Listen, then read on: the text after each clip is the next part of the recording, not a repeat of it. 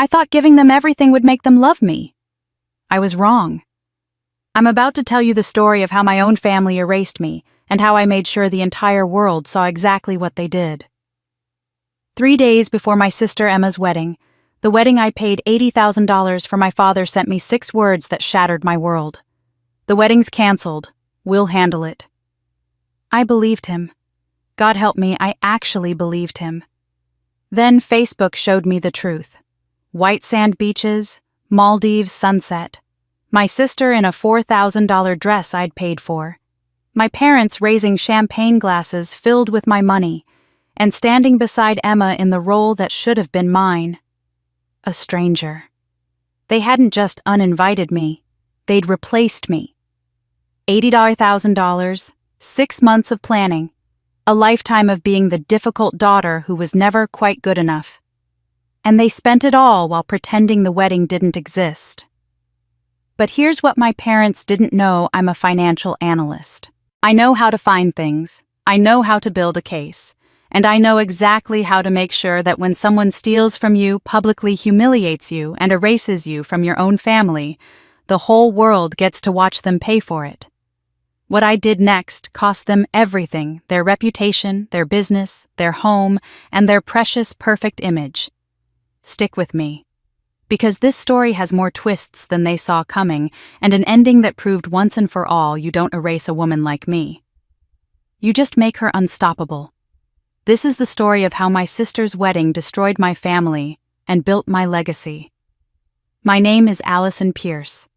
I'm 36 years old, a senior financial analyst at Henderson & Associates, and by every measurable standard, I've built a successful life.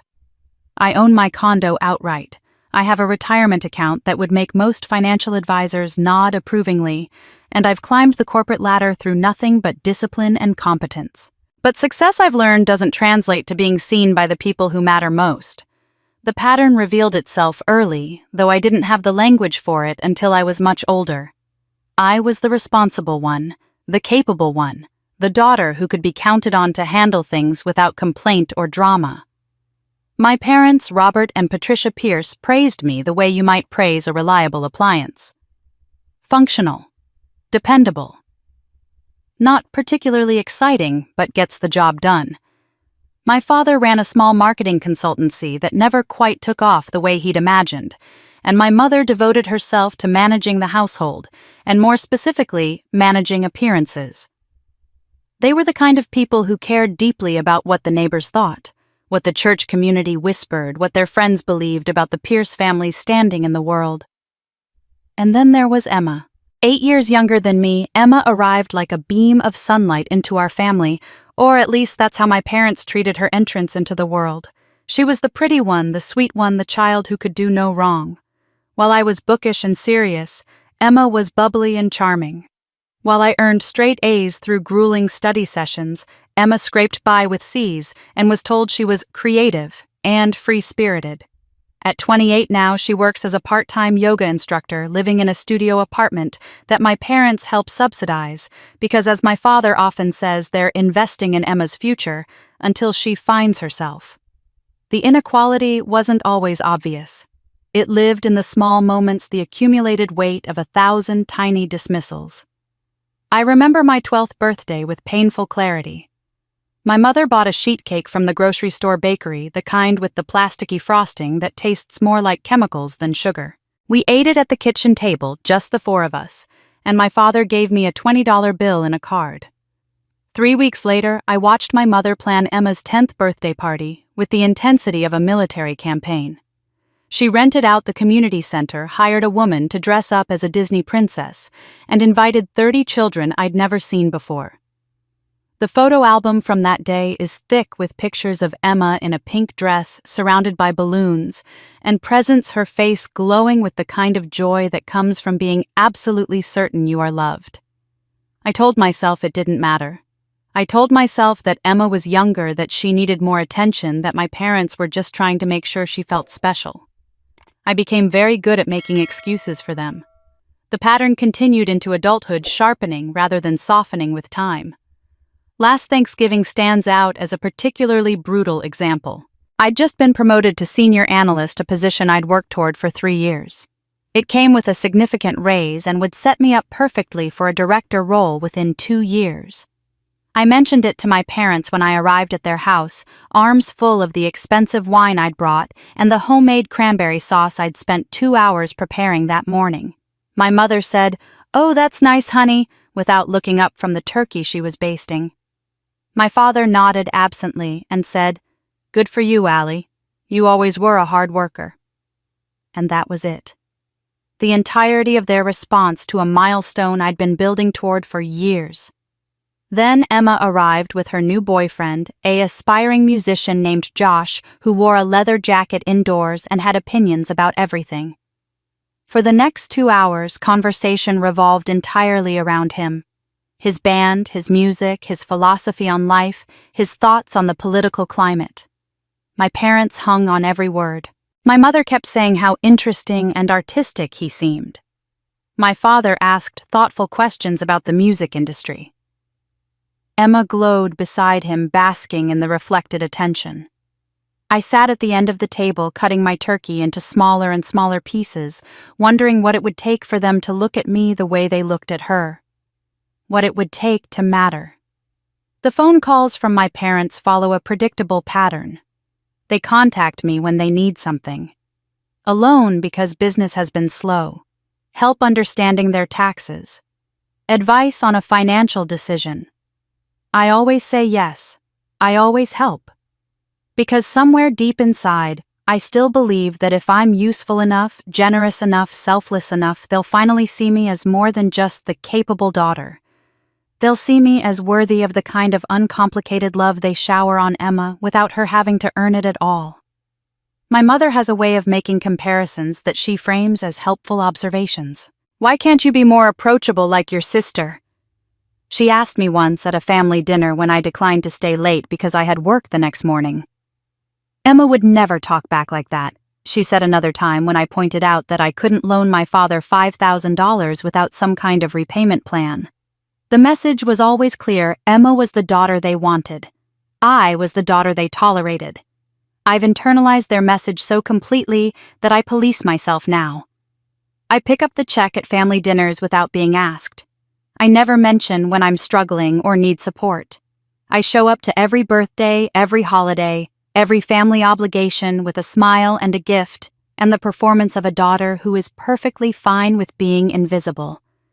Because I keep thinking that if I just try harder, if I just prove myself more thoroughly, they'll love me the way they love her. They love me in their own way, I tell myself on the drives home from their house, gripping the steering wheel too tight. I just need to prove I'm worth it. When Emma got engaged, I thought finally a chance for our family to be whole. I was so wrong. 2 weeks after Emma announced her engagement to Josh at Sunday brunch, my parents invited me over for what they called a family dinner. I should have known something was coming.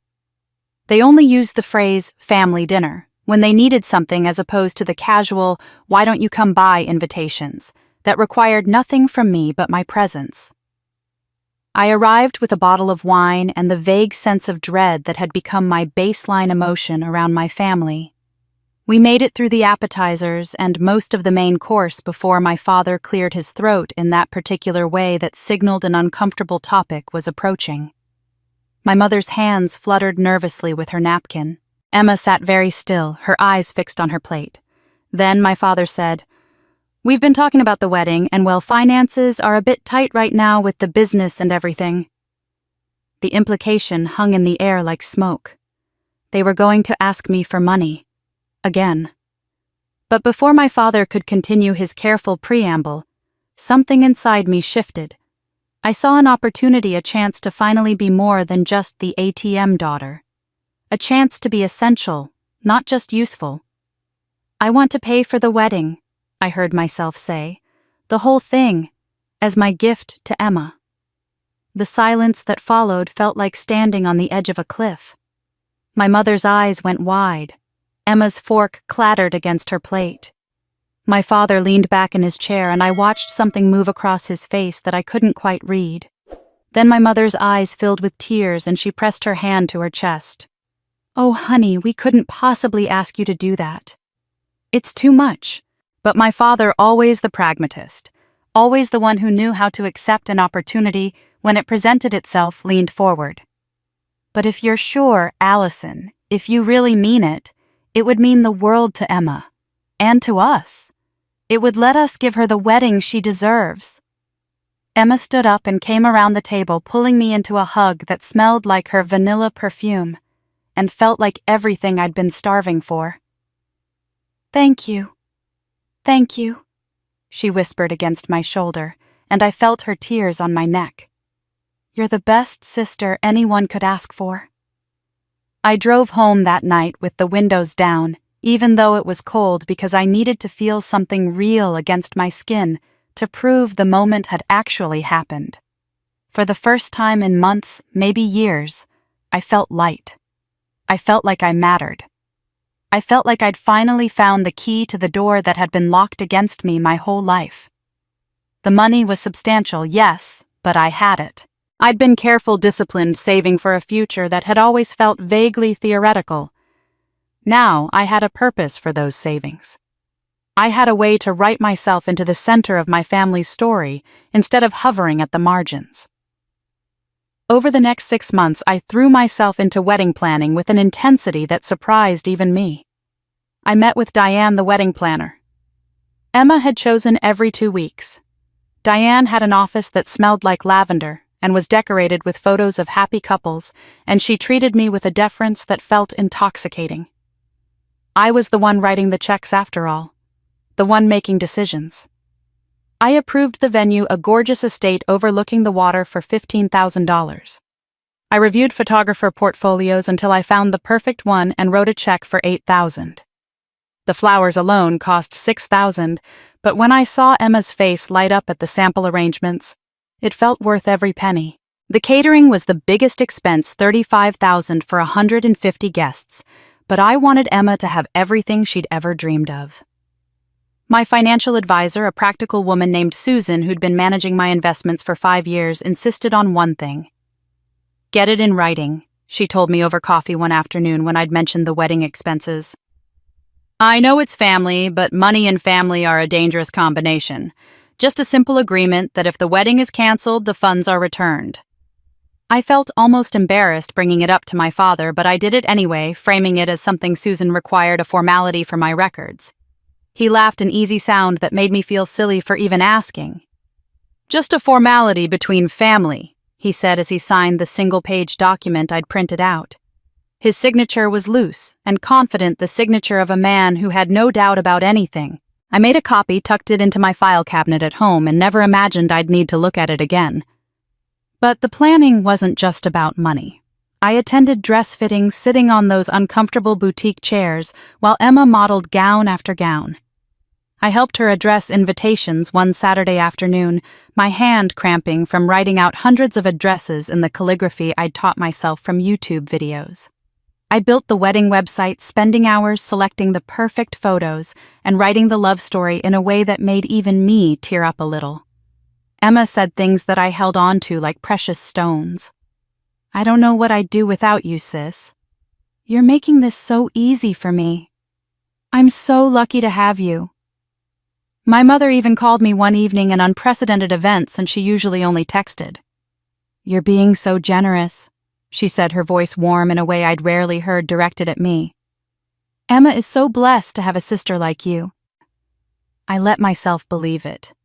I let myself imagine the wedding day, standing beside Emma in whatever dress she chose for me, watching her marry Josh under the flower arbor I'd paid for. I imagined my father's speech at the reception, where he'd surely mention my generosity, my love for my sister, the way I'd made all of this possible. I imagined people seeing me differently, seeing me as more than just the serious one, the responsible one. They'd see me as the loving sister who'd given her sibling the wedding of her dreams. For the first time in my life, I'd be celebrated not for what I achieved through hard work, but for what I gave through love. That $80,000 wasn't just money. It was the price of my erasure.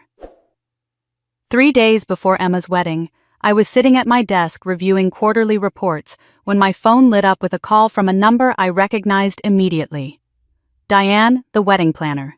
I smiled as I answered, expecting some last-minute detail about the seating chart or a question about the timeline for the reception. Instead, her voice came through tight and uncomfortable, like someone forcing themselves to deliver bad news. "Ms. Pierce, I'm calling because I wanted you to hear this from me directly." She paused, and in that pause I felt something cold settle in my chest.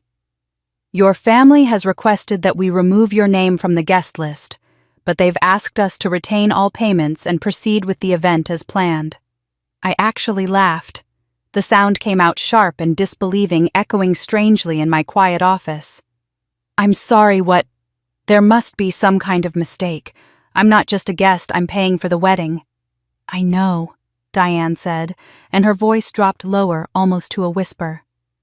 "Ms. Pierce, I've been doing this for 20 years. I've seen family drama, I've seen disputes over money, I've seen all kinds of situations. But this, what they're asking me to do, this isn't right. I thought you should know." My hands started shaking. I set down my pen carefully, deliberately, focusing on that small action, because everything else suddenly felt like it was tilting sideways. "When did they ask you to do this?" "Yesterday. Your mother called and said there had been a change in the family situation and you would no longer be attending. She was very firm about it. I pushed back. I told her this was highly unusual given your financial involvement, but she insisted." After I hung up, I sat frozen for what might have been 30 seconds or 30 minutes. Then my body took over where my mind couldn't, and I grabbed my phone with trembling fingers. I called Emma first. It rang 4 times and went to voicemail. Her cheerful voice told me to leave a message and she'd get back to me as soon as she could. I called again immediately. Voicemail. Again. Voicemail. I tried my mother next. The phone rang, and I pictured it sitting on her kitchen counter, her looking at the screen and watching my name appear, making the choice not to answer. I called my father. The call connected for half a ring and then cut off abruptly. Declined. He'd actively rejected my call. My fingers moved across the screen, typing out a text to the family group chat we'd had for years. "Is everything okay? Diane just called me. I'm worried. Please call me back." I watched the message deliver. I watched the 3 dots appear that meant someone was typing. Then they disappeared. No response came. I tried Emma's fiancé, Josh, thinking maybe he didn't know what was happening. Maybe he could explain. Straight to voicemail. I sent him a text. No reply. I opened my email and composed a message to my mother, keeping my tone calm and concerned, asking if there was an emergency, if someone was sick, if I'd done something wrong that we could talk about. I hit send and watched it leave my outbox, sailing into a silence that felt increasingly hostile. For 3 hours, I sat in my office as the sun moved across the sky outside my window, casting long shadows across my desk. I couldn't focus on work. I couldn't think about anything except my phone, willing it to ring, checking it every few minutes to make sure I hadn't somehow missed a call or text. My mind spun through possibilities like a wheel that wouldn't stop turning. Maybe someone had died and they were too distraught to talk. Maybe there was a family emergency I didn't know about. Maybe I'd said something at the last family dinner that had offended someone and I just couldn't remember what it was. I mentally reviewed every conversation I'd had with each of them over the past month, searching for the moment I'd crossed some invisible line. At 6:47 in the evening, my phone finally buzzed with a text from my father. I grabbed it so quickly I nearly dropped it. 6 words appeared on the screen. No punctuation, no explanation, no softness. "The wedding's canceled, we'll handle it." I read it once, twice, 10 times. 20 times. The words didn't change. There was no apology. No, "we'll explain when things calm down." No acknowledgement of the $80,000 I'd spent, or the 6 months I'd devoted to planning. Just a flat statement and a dismissal. I called him back immediately. The call wouldn't go through. I tried my mother. Same thing. Emma. Same. They'd blocked me. All of them had blocked my number. I don't remember deciding to drive to their house. I just found myself in my car, gripping the steering wheel so hard my knuckles went white, taking the familiar turns through their neighborhood on autopilot. When I pulled up to the curb outside the house I'd grown up in, every light was on. I could see movement through the sheer curtains in the living room. Someone was home. Multiple people were home. I walked up to the front door and knocked. No answer. I knocked again harder. Nothing. I pressed the doorbell, hearing the chime echo inside. Silence. I stood there for 5 minutes, knocking and ringing, my heart pounding, my breath coming faster. A car drove past slowly. I knocked again. Finally, I walked back to my car and sat in the driver's seat, staring at the house. I couldn't leave. I couldn't make myself turn the key and drive away. An hour passed. The sky darkened. Lights in the house went off one by one. Mrs. Chen from next door, a woman I'd known since I was 8 years old, came out to walk her dog. She saw me sitting there. Our eyes met through the windshield. She looked away quickly and hurried past, tugging her dog along. That's when I pulled out my phone with shaking hands and opened the browser. I typed in the name of the venue, Ocean View Estate. Their website loaded, and I clicked on the events calendar. Then I checked the venue's website. The wedding wasn't canceled at all. I didn't sleep that night. I lay in bed staring at the ceiling, my mind cycling through the same thoughts over and over until they wore grooves into my consciousness. At 2 a.m, I gave up on sleep entirely and opened my laptop, the blue light harsh in my dark bedroom. My fingers moved almost without conscious thought, typing Ocean View Estate into the search bar. The venue's website loaded with its elegant script and photos of happy couples posed against sunset backdrops. I clicked on the events calendar, my heart hammering so hard I could feel it in my throat. And there it was, listed in neat black text, Pierce Morrison Wedding, Saturday, June 18th, private event, active. I stared at that single word. Active. Not canceled, not postponed. Active. I refreshed the page, half expecting it to change, to reveal itself as some kind of technical glitch. The page reloaded. The listing remained. Pierce Morrison Wedding. Active. I refreshed again. Again. My finger pressing the key over and over, like maybe the repetition would somehow alter reality. It didn't. When the sun finally came up, I was still sitting there, my laptop burning hot on my thighs, my eyes dry and aching. I waited until 9 o'clock, when I knew the venue's office would open, and I called.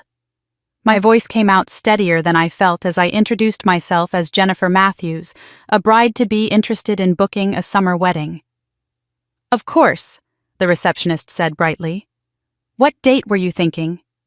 June 18th, I said. This Saturday, actually. I know it's last minute, but... Oh, I'm so sorry, she interrupted, her voice warm with genuine apology. That weekend is completely booked. We have the Pierce wedding. It's a large event, 150 guests. Beautiful ceremony planned overlooking the water. My hand started shaking so violently I nearly dropped the phone. I see. Thank you for your time. I hung up before she could say anything else. The lie wasn't a miscommunication. It wasn't a mistake or a moment of panic. It was deliberate, calculated. They had looked me in the eye, taken my money, and planned my removal with the same careful attention they'd given to selecting centerpieces and choosing a menu. I pulled out the file folder I kept in my desk drawer, the one where I'd meticulously organized every receipt, every contract, every confirmation email related to the wedding. My hands were shaking so badly now that papers slipped from my fingers and scattered across my desk. I picked them up one by one, reading details I'd practically memorized. Every single payment confirmation had my name on it. Allison Pierce. My credit card number partially obscured for security. My email address as the contact. My signature on the contracts. I opened my laptop again and logged into my bank account, scrolling back through 6 months of transactions. $15,000 to Ocean View Estate. $8,000 to Crystal Moments Photography, $6,000 to Bella Flora Design, $35,000 to Gourmet Affairs Catering, smaller amounts for invitations for the wedding website hosting for the rehearsal dinner deposit. Every single transaction had cleared. Every single penny had left my account and gone to vendors who were even now preparing for a wedding I would not attend. My stomach lurched, and I barely made it to the bathroom before I was sick. I knelt on the cold tile floor, heaving until there was nothing left my body trying to purge something that couldn't be vomited away. When I finally stood up, my legs were weak, and my reflection in the mirror looked like a stranger. Pale, hollow-eyed, gutted. I forced myself back to my desk and started making calls. The photographer first, because I'd spent hours with him discussing angles and lighting and the specific shots Emma wanted. He answered on the second ring, his voice cheerful. "Ms. Pierce, I was just going through my equipment checklist. Everything's set for Saturday. I'm really looking forward to capturing Emma's special day." "Thank you," I managed to say. "I just wanted to confirm you have everything you need." "Absolutely. It's going to be beautiful. Your sister's bouquet alone is going to make for stunning photos." I called the florist next. A woman named Maria answered, and I could hear the smile in her voice. "Oh, Ms. Pierce, perfect timing. I wanted to let you know your sister's bouquet is going to be absolutely stunning. The peonies came in this morning, and they're exactly the shade of blush pink she wanted. You made an excellent choice." The caterer was equally enthusiastic. "Final headcount is confirmed at 150 guests. The filet and salmon options you selected are going to be incredible. We're so excited to be part of the celebration." Everyone knew the wedding was happening. Everyone had their orders and their plans and their excitement. Everyone except the person who had paid for all of it. Everyone except me. I hung up from the last call and sat very still, trying to understand the physical sensation overtaking my body. It felt like reality itself was fracturing, like the solid ground I'd been standing on had revealed itself to be paper-thin ice over dark water. My hands wouldn't stop shaking. My chest felt tight, like someone had wrapped bands around my ribs and was pulling them tighter and tighter. I couldn't seem to get a full breath. Then I remembered the guest list. I'd helped Emma create it months ago, sitting at her kitchen table with a bottle of wine and a notebook, debating whether to invite certain cousins or if 150 people was already too many. I'd added my own name to the list. Guest 47, Allison Pierce. +1, though I'd planned to go alone. I opened my email and typed a message to Diane, keeping it simple. "Hi, Diane. Could you please send me the current guest list? I want to make sure I haven't missed anyone." I hit send before I could overthink it. Her response came back within 20 minutes. The subject line read, "Updated guest list. So sorry about everything." The attachment was a spreadsheet. I opened it with fingers that felt numb. I scrolled down to guest 47, where my name should have been. Where my name had been just a few weeks ago when I'd last reviewed the list with Diane. But my name wasn't there anymore. Guest 47 was listed as Bethany Clark, Patricia's best friend's daughter.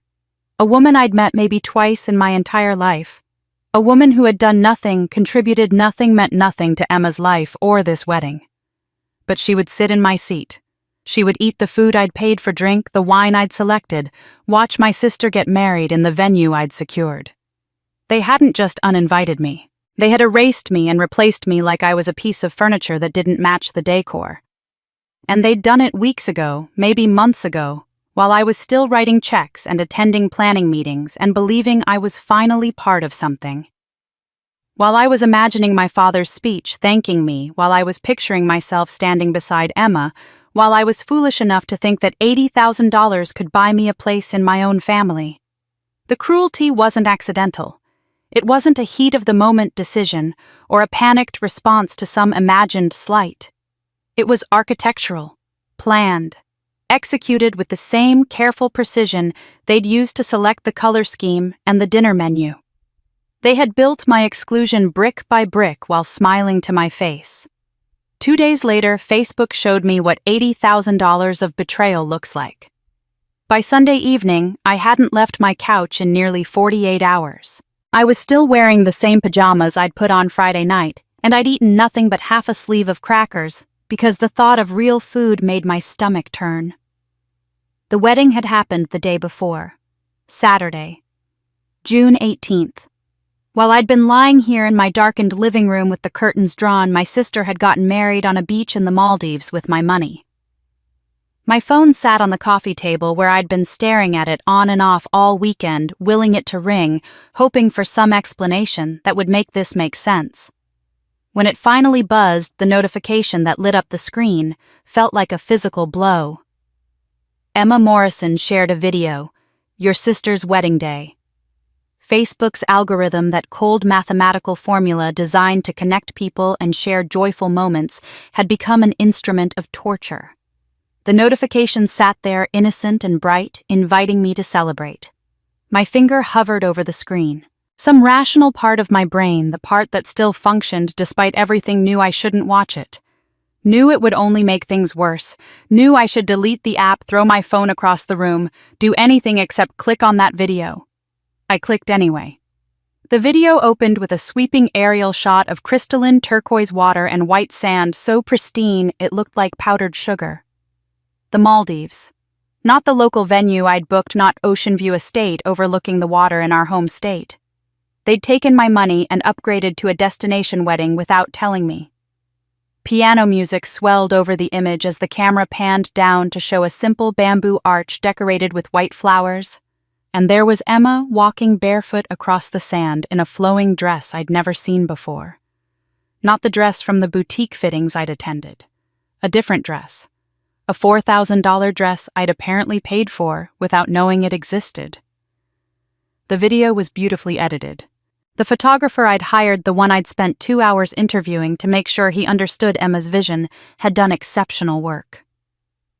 Emma looked radiant, her hair loose and wavy in the ocean breeze. Ryan stood at the altar, crying, actually crying as she approached. The officiant spoke words I couldn't hear over the music. They exchanged rings. They kissed. 150 guests erupted in applause, all of them strangers to me, except for my parents, who I spotted in the front row. My mother dabbed at her eyes with a lace handkerchief, the one that had belonged to her grandmother. My father stood and raised a champagne glass, and the camera zoomed in on his face. He looked happy, genuinely, radiantly happy, in a way I'd rarely seen. His voice came through clearly as the background music faded. "To my beautiful daughters," he said, and my heart stopped beating. For one insane moment, I thought he was going to acknowledge me, to explain my absence, to say something that would make this video evidence of a misunderstanding rather than a betrayal. The camera panned following his gesture, and I saw Emma standing with her arm around a young woman I barely recognized. Bethany Clark, Patricia's best friend's daughter, a woman I'd met exactly twice in my life, once at a Christmas party years ago, and once at a family barbecue where we'd exchanged maybe 5 sentences total. She was wearing a dress in the same blush pink color scheme I'd helped Emma select, standing in the position where I should have been. Emma pulled Bethany into a hug, both of them laughing, and spoke into the microphone someone handed her. "To my sisters, blood and chosen, who've always been there for me." Her voice broke with emotion. Real emotion. "I'm so blessed to have you in my life." The guests applauded again. The video cut to reception footage. Tables decorated with the centerpieces I'd approved, the cake I'd tasted, 3 different samples of before, selecting people dancing to the playlist I'd spent hours curating with the DJ. The comments were already flooding in below the video. "Beautiful family. So much love in one place. What a blessing to witness this. Your parents must be so proud." Hearts and crying emojis and congratulations piled up, a digital avalanche of celebration. I scrolled through every single comment. 47 of them. Not one person asked about me. Not one person said, "Wait, where's Allison?" Not one person seemed to notice that the sister who'd paid for everything, who'd spent 6 months planning every detail, who'd been part of every conversation and every decision, was completely absent. They'd told some story that erased me so thoroughly that my absence didn't even register as strange. I watched the video again, and again, and again. 12 minutes long, and I subjected myself to every second 3 times over cataloging every detail with the precision of my financial analyst brain.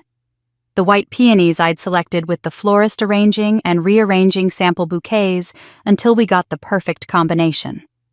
The 3-tier cake with champagne buttercream that I'd insisted on after the tasting, because Emma's eyes had lit up when she tried it.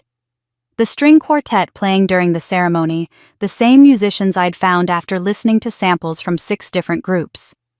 The signature cocktail named Sunset Kiss that I'd invented with the bartender mixing and adjusting ratios until it was exactly right. Every single frame was a monument to my love and their contempt. Every smile in that video, every tear, every moment of joy existed because I had built it for them. I had created this perfect day, this beautiful memory, this celebration of love, and they had taken it and removed me from it like I was a stain they needed to edit out. On the 3rd viewing, my stomach finally rebelled. I ran to the bathroom and fell to my knees in front of the toilet, retching violently, even though there was almost nothing in me to bring up. My body heaved anyway, trying to expel something that couldn't be vomited away, trying to purge a pain that lived too deep to reach. When the spasms finally stopped, I couldn't find the strength to get up. I lay down on the cold tile floor, my cheek pressed against the bathroom rug, and from the living room, I could hear my phone still playing the video on repeat, because I'd forgotten to stop it. The piano music drifted down the hallway, punctuated by my father's voice saying, "My beautiful daughters," over and over like a chorus designed specifically to break me. Something inside me that had been bending and bending under the weight of this betrayal finally snapped. Not broke, snapped, like a bone that fractures cleanly with a sound you can hear. The part of me that had spent 36 years hoping they would love me, that had made excuses for every slight and dismissal that had believed. If I just tried harder and gave more and asked for less, they would finally see me as worthy. That part died on my bathroom floor, while my sister's wedding video played in the other room.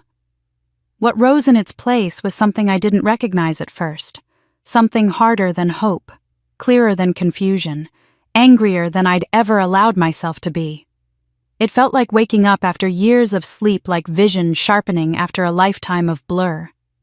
They had spent 6 months planning this. 6 months smiling at me, accepting my checks, including me in meetings, all while knowing they were going to cut me out at the end. This wasn't impulse or mistake. This was premeditated erasure. They didn't just take my money. They erased me from the family I built them. Monday morning, I called my office and told them I had the flu. It was the first sick day I'd taken in 8 years of working at Henderson & Associates. My boss, concerned by how unlike me this was, told me to take the whole week if I needed it. I said I'd be back in a few days. I wasn't. I didn't shower. I didn't change out of my pajamas. I moved from the bed to the couch and back again. But that was the extent of my physical activity. My phone rang occasionally, but the only name that appeared on the screen was Margaret Chen, my colleague and mentor from work.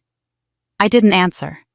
I couldn't imagine forming words, couldn't imagine pretending to be functional, when everything inside me felt like it had been torn apart and rearranged in the wrong order. I spent hours lying in bed staring at the ceiling fan, watching the blades turn in their endless rotation, and something strange began happening in my mind. Memories I'd filed away as neutral or even positive started surfacing, but now I was seeing them through different eyes. Every moment I'd interpreted as love or family bonding revealed itself as something else entirely, when held up to the light of what they'd just done to me. The time my mother called me so responsible when I was 14, praising me for taking care of Emma while they went on a weekend trip. At the time, I'd glowed with pride. Now I heard what she'd really meant: "You're so useful. You're a built-in babysitter we don't have to pay." The dozens of times they'd said Emma needs you, when asking me to help with homework to drive her places to cover expenses they should have handled. I'd thought they were teaching me the value of family. Now I understood we need your labor, your time, your money. I wasn't sad anymore. Sadness implied something had been lost, but you can't lose what you never really had. What I was doing felt more like archaeology, excavating layer after layer of my life, and discovering that the foundation I'd thought I was standing on had never been solid at all. Every interaction, every family dinner, every holiday had been built on a lie I'd been too desperate to see. The depth of the manipulation was suffocating. It went back so far, had been so consistent, that I started to wonder if they'd ever seen me as a daughter at all, or just as a resource to be managed. On day 5, someone knocked on my door. I ignored it. The knocking continued, persistent and rhythmic. Then I heard Margaret's voice through the door, firm and unyielding in a way that made it clear she wasn't leaving. "Allison, I know you're in there. I brought soup. Open the door or I'm calling the landlord to do a wellness check." I dragged myself off the couch and opened the door. Margaret took one look at me, and her expression shifted from concern to something harder, more determined. She was 62, a senior partner at our firm who'd been my mentor for the past decade, and she had a way of seeing through pretense that made her both terrifying and invaluable. She walked past me into my apartment without waiting for an invitation, set a container of soup on my kitchen counter, and sat down on my couch like she planned to stay a while. "Talk," she said. So I did. I told her everything: the wedding I'd paid for, the planning meetings and dress fittings, and the careful selection of every detail. The phone call from Diane, the text from my father, the blocked numbers and the unanswered door, the guest list with my name replaced by a stranger, the video of them celebrating in the Maldives, my sister calling someone else her sister while spending my money. I talked for over an hour, and Margaret didn't interrupt once. She just listened with the complete attention she brought to everything she did. When I finally ran out of words, she was quiet for a long moment. Then she said something I didn't expect. "Good people break differently than bad people. Bad people, when they break, they explode outward. They hurt everyone around them. But good people, we shatter inward. We turn all that pain on ourselves, convince ourselves we deserved it somehow, that we weren't enough. We blame ourselves for other people's cruelty." She leaned forward, her eyes intense. "But here's what I learned when my family did something similar to me 20 years ago. You're not broken, Allison. You're breaking free. There's a difference." I felt tears start to form, but she held up her hand. "I'm not done. Breaking free feels like breaking down because you're dismantling all the lies you told yourself to survive. You told yourself they loved you. You told yourself you just needed to try harder. You told yourself their neglect was your fault. Those lies kept you going, but they were also chains. You're not falling apart. You're cutting yourself loose." She reached into her bag and pulled out a leather-bound journal, the expensive kind with thick cream-colored pages. She set it on the coffee table between us. "Write every single thing they did. Every moment, every slight, every betrayal, big and small. Don't write it to forgive them or to make sense of it or to find a way back. Write it to remember. Write it so you never forget why you're done. Write it so when they try to come back, when they try to tell you it wasn't that bad or you're overreacting, you have proof. Not for them, for yourself." After Margaret left, making me promise to eat the soup and to call her the next day, I sat looking at that journal for a long time. My hand shook when I finally picked it up and opened to the first blank page. I wrote the date at the top. Then I started with the wedding, documenting everything I could remember in chronological order. The offer to pay, the signed agreement, the planning sessions, the payments, the phone call, the erasure. But once I started writing, I couldn't stop there. The wedding wasn't an isolated incident. It was the culmination of a lifetime of smaller betrayals I'd been trained to excuse. I wrote about my 16th birthday, the one my parents completely forgot because they were planning Emma's 8th birthday party. They'd apologized when I finally mentioned it 3 days later, but the party planning had continued. I wrote about college tuition, how I'd worked 2 jobs and cobbled together scholarships to pay my way, while they took out loans for Emma and called it a family investment in her future. I wrote about the Christmas when I was 23 and gave everyone thoughtful, carefully chosen gifts I'd saved for months to afford, and my parents gave me a $20 gas station gift card they'd clearly bought on the way to dinner. I wrote about the $5,000 my father had borrowed for business expenses 7 years ago, promising to pay me back within 6 months. He'd never repaid a cent, and when I gently asked about it a year later, he'd looked at me like I was being petty for keeping track. I wrote about every family dinner where my accomplishments were mentioned in passing, while Emma's most mundane activities warranted lengthy discussion. I wrote about the way my mother's voice warmed when she talked to Emma and stayed neutral when she talked to me, like she was conserving some limited resource of affection she didn't want to waste on the wrong daughter. I wrote for hours. The sky outside my window went from dark to gray to bright morning light. My hand cramped. My eyes burned. But I kept writing, because once the gates had opened, decades of swallowed pain came flooding out. By the time dawn broke completely, I had 40 pages filled with my cramped handwriting. 40 pages of evidence that the wedding wasn't an aberration. It was simply the largest and most expensive instance of a pattern that had defined my entire relationship with my family. And for the first time in my 36 years, I let myself be angry about it. Not sad, not confused, not wondering what I'd done wrong, just purely, clearly, righteously angry at people who had taken advantage of my love for my entire life. They thought silence meant I was broken. It meant I was preparing. On Monday morning, I showered for the first time in a week, put on my most professional suit, and returned to work. When people asked how I was feeling, I smiled and said the flu had been rough, but I was recovered now. No one except Margaret knew what had actually happened, and I intended to keep it that way. I moved through the office with the same calm competence I'd always projected, answering emails and attending meetings and reviewing financial reports with the focused attention that had earned me my promotion. But inside, I was building a case. I started with what I knew, approaching it the way I would any complex financial analysis at work. During my lunch break, I logged into my bank account and began pulling statements going back 10 years. I created a spreadsheet because that's what I did. That's how my brain organized chaos into something manageable. In one column, I listed every transfer I'd made to my parents, or on their behalf. In another column, I noted what they'd told me the money was for. In a third column, I tracked whether they'd ever repaid me. The numbers told a story I'd been refusing to read. $1,000 here for property taxes they claimed they couldn't cover. $3,000 there for my father's business expenses during a slow season. $1,500 for my mother's dental work. $2,000 for Emma's car insurance when she was between jobs. The total came to $23,000 over 10 years, not including the wedding. $23,000 in loans that were never repaid, that were never even acknowledged as debts. They'd taken my money the way you'd take spare change from a jar, casually and without guilt, because somewhere along the way they'd decided I owed them for the simple fact of my existence. I spent the next several days methodically requesting documentation from every vendor involved in the wedding. As the payer, I had legal right to copies of all contracts and correspondence. The wedding planner sent everything within hours, including email chains that showed my parents specifically requesting my removal from the guest list 2 weeks before the event.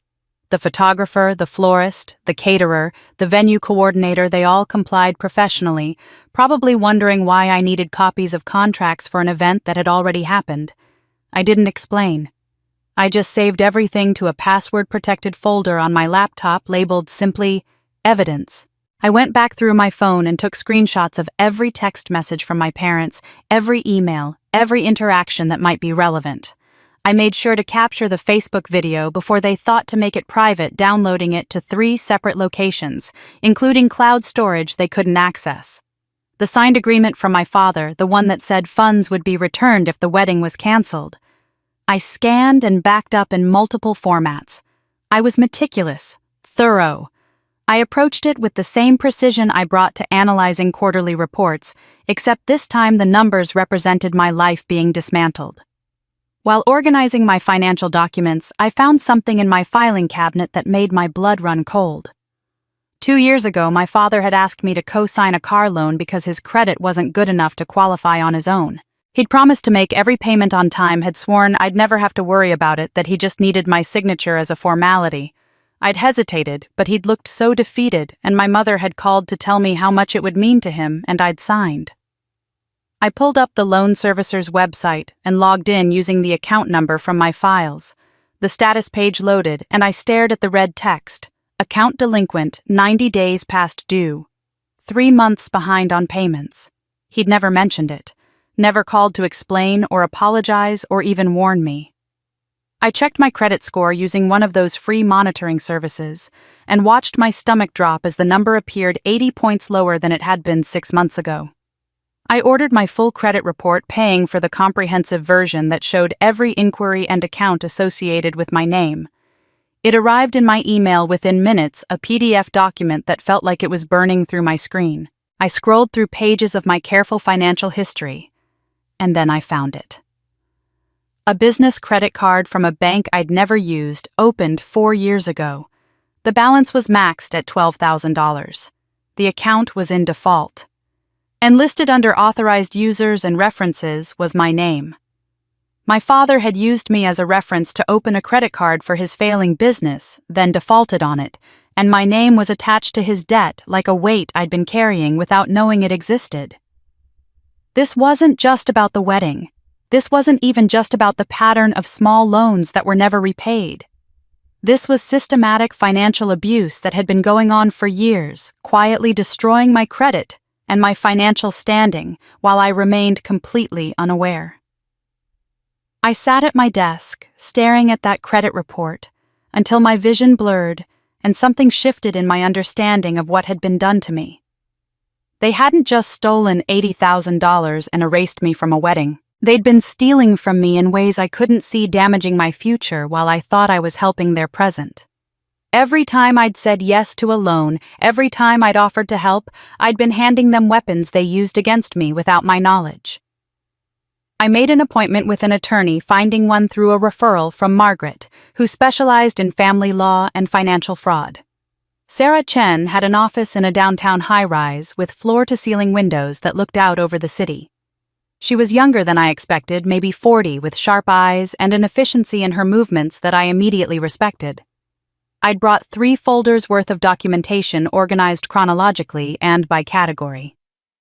She spent 90 minutes reviewing everything I'd brought, occasionally making notes on a legal pad, asking clarifying questions about dates and amounts, and what had been said versus what had been written. When she finally looked up, her expression was serious. "You have multiple legal avenues here," she said, tapping her pen against her notes. "Breach of contract is the most straightforward. You have a signed agreement stating the funds would be returned if the wedding was canceled, and they clearly lied about the cancellation. The credit card situation is fraud, possibly identity theft, depending on exactly how he listed you. The co-signed loan is trickier legally, but combined with everything else, it establishes a pattern of financial exploitation. There's even an argument for what we might call reverse financial abuse, adult children systematically exploiting a family member." She paused and leaned forward, her eyes meeting mine directly. "But here's what I need you to understand before we go any further. Lawsuits take time. They cost money, even though you'd likely recover fees if you win, and they will completely and permanently destroy any remaining relationship with your family. There won't be holiday dinners after this. There won't be reconciliation. Once we file, you're declaring war." I didn't hesitate. There is no remaining relationship. There never was one. How do we proceed? 1 month after the wedding, the first crack in their perfect story appeared. I was working late on a Thursday evening, the office mostly empty except for the cleaning crew making their rounds, when my desk phone buzzed with a call from reception. Our night security guard's voice came through, apologetic and uncertain. "Ms. Pierce, there's a Ryan Morrison here asking to see you. Says it's personal. Should I send him up?" Ryan Morrison, Emma's husband. I hadn't seen him since the engagement party over a year ago, hadn't spoken to him since my unanswered attempts to reach anyone in the days before the wedding. For a moment I considered saying I wasn't available, that he should make an appointment, that whatever he wanted could wait. but curiosity won out over caution. "Send him up." He appeared in my doorway 3 minutes later, looking like he hadn't slept properly in weeks. His clothes were wrinkled, his eyes shadowed with exhaustion, and there was something in his posture that read as shame. He didn't wait for an invitation, just walked into my office and sat down in the chair across from my desk, like his legs couldn't hold him anymore. "I need to tell you something because I can't live with it anymore," he said without preamble. I set down my pen and waited, my heart beating faster than I wanted it to. 3 weeks ago, Emma's parents asked us for $30,000. They said there was unexpected wedding debt that vendors were threatening collections, that they needed our help to cover shortfalls. He ran his hands through his hair, a gesture of frustration that looked practiced from repetition. "I thought it was strange because you'd paid for everything, but Patricia was crying and Robert looked panicked, so I started asking specific questions about which vendors and what amounts." He looked at me directly for the first time since sitting down. "That's when your mother broke down and admitted they'd used most of your money to pay off credit card debt and mortgage arrears. She said the actual wedding only cost about $40,000 to put together. They stole the other $40,000, Allison. They took your money and used it to dig themselves out of holes they'd spent years creating."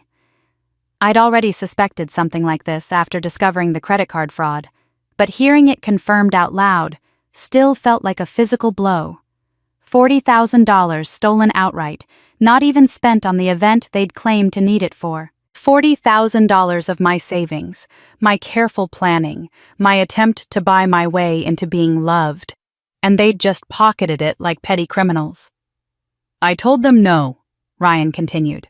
"I told them they'd already taken enough from you and Emma, and I weren't going to be part of whatever scheme they were running.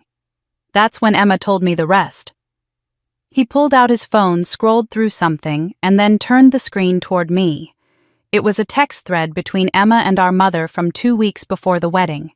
I recognized Emma's number at the top. Emma had written, "Mom, I feel sick about this. She's going to find out we're not inviting her." Patricia's response came quickly. "She'll get over it. She always does. You want this wedding or not?" Emma, "I do, but..." Patricia, "Then stop complaining and trust me. Allison is too invested to back out now anyway. The money's already spent." I read the exchange 3 times, my hands starting to shake as the full meaning settled into my bones. Emma had known. Not about the financial theft, perhaps, but about the uninvitation. She'd known they were planning to exclude me, had felt sick about it, had expressed doubt, and then had gone along with it anyway, because the alternative was losing her perfect wedding. She knew, I said, my voice coming out flat and distant. For at least 2 weeks she knew. Yes. Ryan took his phone back, unable to meet my eyes. She told me she tried to text you an apology the night before the wedding. Wrote it out, cried over it, and then deleted it without sending it. She was afraid you'd talk her out of going through with it, afraid our parents would make good on their threat to cancel everything if she contacted you. I felt something crack inside my chest, some remaining fragment of hope I'd been carrying, that Emma was innocent in all this, that she'd been kept in the dark, that she'd find out what happened and rush to my defense. But she'd known. She'd chosen silence and complicity because speaking up might have cost her something. "She's falling apart," Ryan said quietly. "She cries every night. She can't sleep.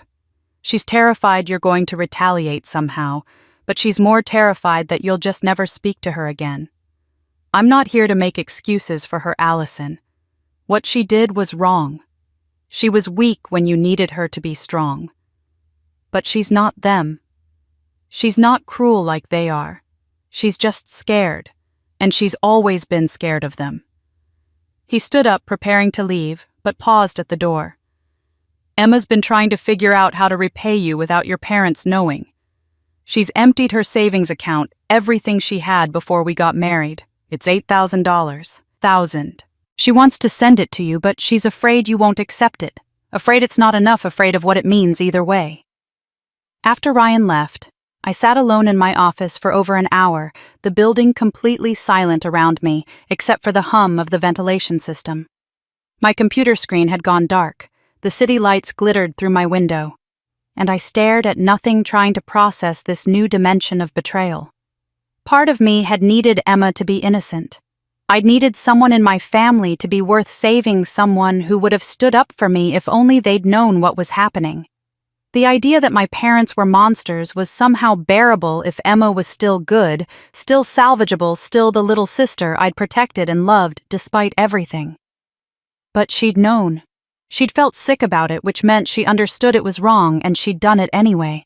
She'd stood on that beach in the Maldives wearing a dress bought with my money, calling another woman her sister, celebrating a wedding funded by my theft. And she'd known exactly what it had cost me. And yet Ryan was right about something I didn't want to acknowledge. Emma wasn't cruel. She wasn't calculating. She was weak. She'd been raised in the same house I had, subjected to the same conditional love, taught the same lessons about whose needs mattered and whose didn't. The difference was that Emma had learned to survive by becoming what they wanted, while I'd survived by becoming useful. We'd both been damaged, just in different ways. I pulled out my phone and stared at Emma's contact information, the number I'd called desperately the day before her wedding, the sister I'd thought I was giving a gift to. My finger hovered over the delete button. It would be so easy to erase her, to treat her exactly the way they'd treated me, to show her what it felt like to be removed from someone's life without warning or explanation. But I didn't delete it. Because Ryan had handed me something more complicated than simple villainy. He'd shown me that Emma was both guilty and victimized, both complicit and afraid. She'd betrayed me, but she'd done it because 30 years of conditioning had taught her that preserving her parents' approval was worth any price, including her own integrity. Someone could be both a villain and a victim. Someone could hurt you and still deserve your pity. And that realization was somehow harder to bear than pure hatred would have been. I wanted to hate Emma. Instead, I found something much harder: pity. 3 days after Ryan's visit, my assistant brought me an envelope that had arrived in the morning mail. No return address, just my name and office address written in handwriting I'd recognize anywhere. Emma's looping cursive, the kind they don't teach anymore, that our mother had insisted she practice for hours as a child, because a lady should have beautiful penmanship. I held the envelope for a long time before opening it, already knowing that whatever was inside would complicate everything I'd been working so hard to make simple. Inside were 8 pages torn from a spiral notebook, the edges still ragged. The paper was wrinkled in places, and I could see where tears had fallen and dried, leaving faint water stains that distorted some of the words. Emma's handwriting filled every page, cramped and urgent, like she'd written it in one sitting and been afraid to stop. "I don't expect forgiveness," the letter began. "I don't even deserve a response. But I need you to know I see what I did, and I'll carry that shame for the rest of my life. You were the only person in that family who ever truly loved me, and I betrayed you because I was too scared to be unloved by them." I had to stop reading and close my eyes, steadying my breath before continuing. She wrote about growing up in my shadow, about how every accomplishment of mine became a measuring stick she could never reach. How our mother would sigh when Emma brought home a B and say, "Well, you're not Allison, but you're pretty, and that counts for something." How our father would talk about my career success at dinner parties, and then pat Emma on the head like she was still 5 years old, saying, "Emma's finding her own path, aren't you, sweetheart?" with a tone that made it clear he thought her path led nowhere important. "They told me I was the pretty one, but never the smart one," she wrote. "They told me I was creative, but not practical. They told me I was loved, but in a way that felt like consolation prize for not being you. And I started to believe that being loved was enough, that I didn't need to be successful or independent or strong, because at least I had their affection. I didn't realize until recently that their affection was just another kind of chain." Then she described things I'd never known, incidents that had happened behind closed doors while I was away at college, or working late, or building the life I thought was my escape. She wrote about the time our mother locked her in her bedroom the day before a family photo because Emma had gained weight, and Patricia wanted her to think about what she'd done to her figure. Emma was 17. She'd missed dinner and breakfast, and when she came out for the photo shoot, she smiled perfectly, while our mother whispered threats about what would happen if she didn't hold in her stomach. She wrote about the constant comparisons that went both ways, how our father would point at my career achievements and tell Emma, "See, this is proof we raised one right at least. What's your excuse?" She wrote about overhearing our parents argue about what to do about Emma when she was 25 and still hadn't found a real career, our mother insisting she just needed more time, and our father saying they'd already wasted enough money on her. They pit us against each other on purpose.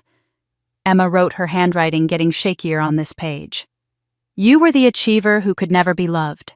I was the beloved who could never achieve. We were both losing the same rigged game, but we were so busy looking at each other's assigned role that we never saw we were both prisoners. Tucked between the 6th and 7th pages was a printed screenshot of a text message. The one she'd written the night before the wedding and never sent. I pulled it out and read the few lines. Allison, I'm so sorry. Please understand I'm not strong like you. I wanted to stop this, but I don't know how to stand up to them. I've never known how. Please forgive me. E. Below the message were the words, "Message deleted," with a timestamp from 11:47 p.m., the night before her wedding. Proof of her cowardice, she'd called it in the letter.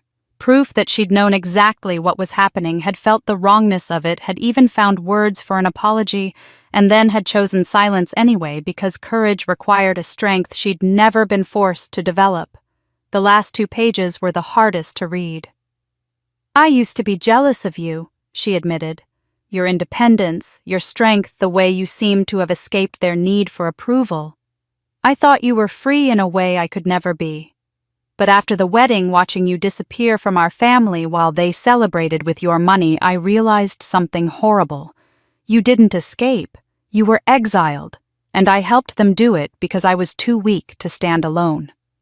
She told me Ryan had convinced her to start therapy, that she'd been going twice a week for the past month.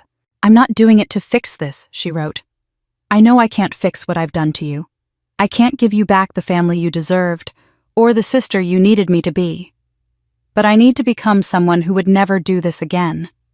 I need to understand why I chose a wedding over my own integrity, why I valued their approval over your pain, why I was willing to let you be erased if it meant I could stay in the picture.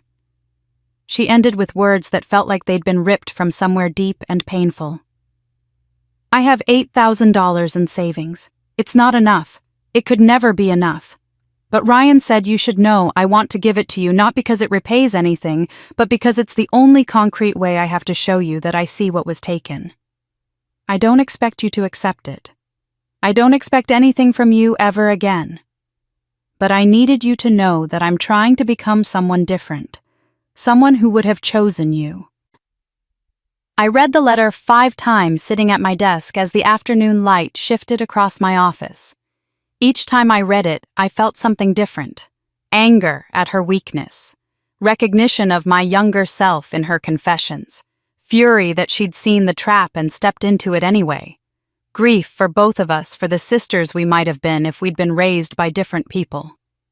Part of me wanted to crumple the letter and throw it away to treat her apology with the same dismissiveness they'd treated my existence. Part of me wanted to write back and tell her that understanding why she'd hurt me didn't make the hurt less real. That going to therapy was good, but it didn't undo the fact that she'd stood on that beach calling someone else her sister while spending money I'd earned through years of careful saving. But there was something in her words that I couldn't ignore, something that resonated with a truth I'd been circling around for weeks. We had both been victims of the same rigged game.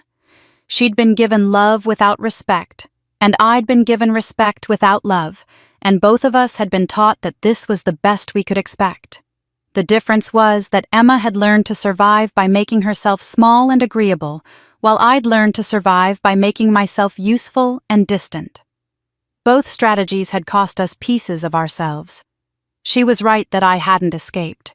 I'd just been cast out in a different way, exiled rather than imprisoned.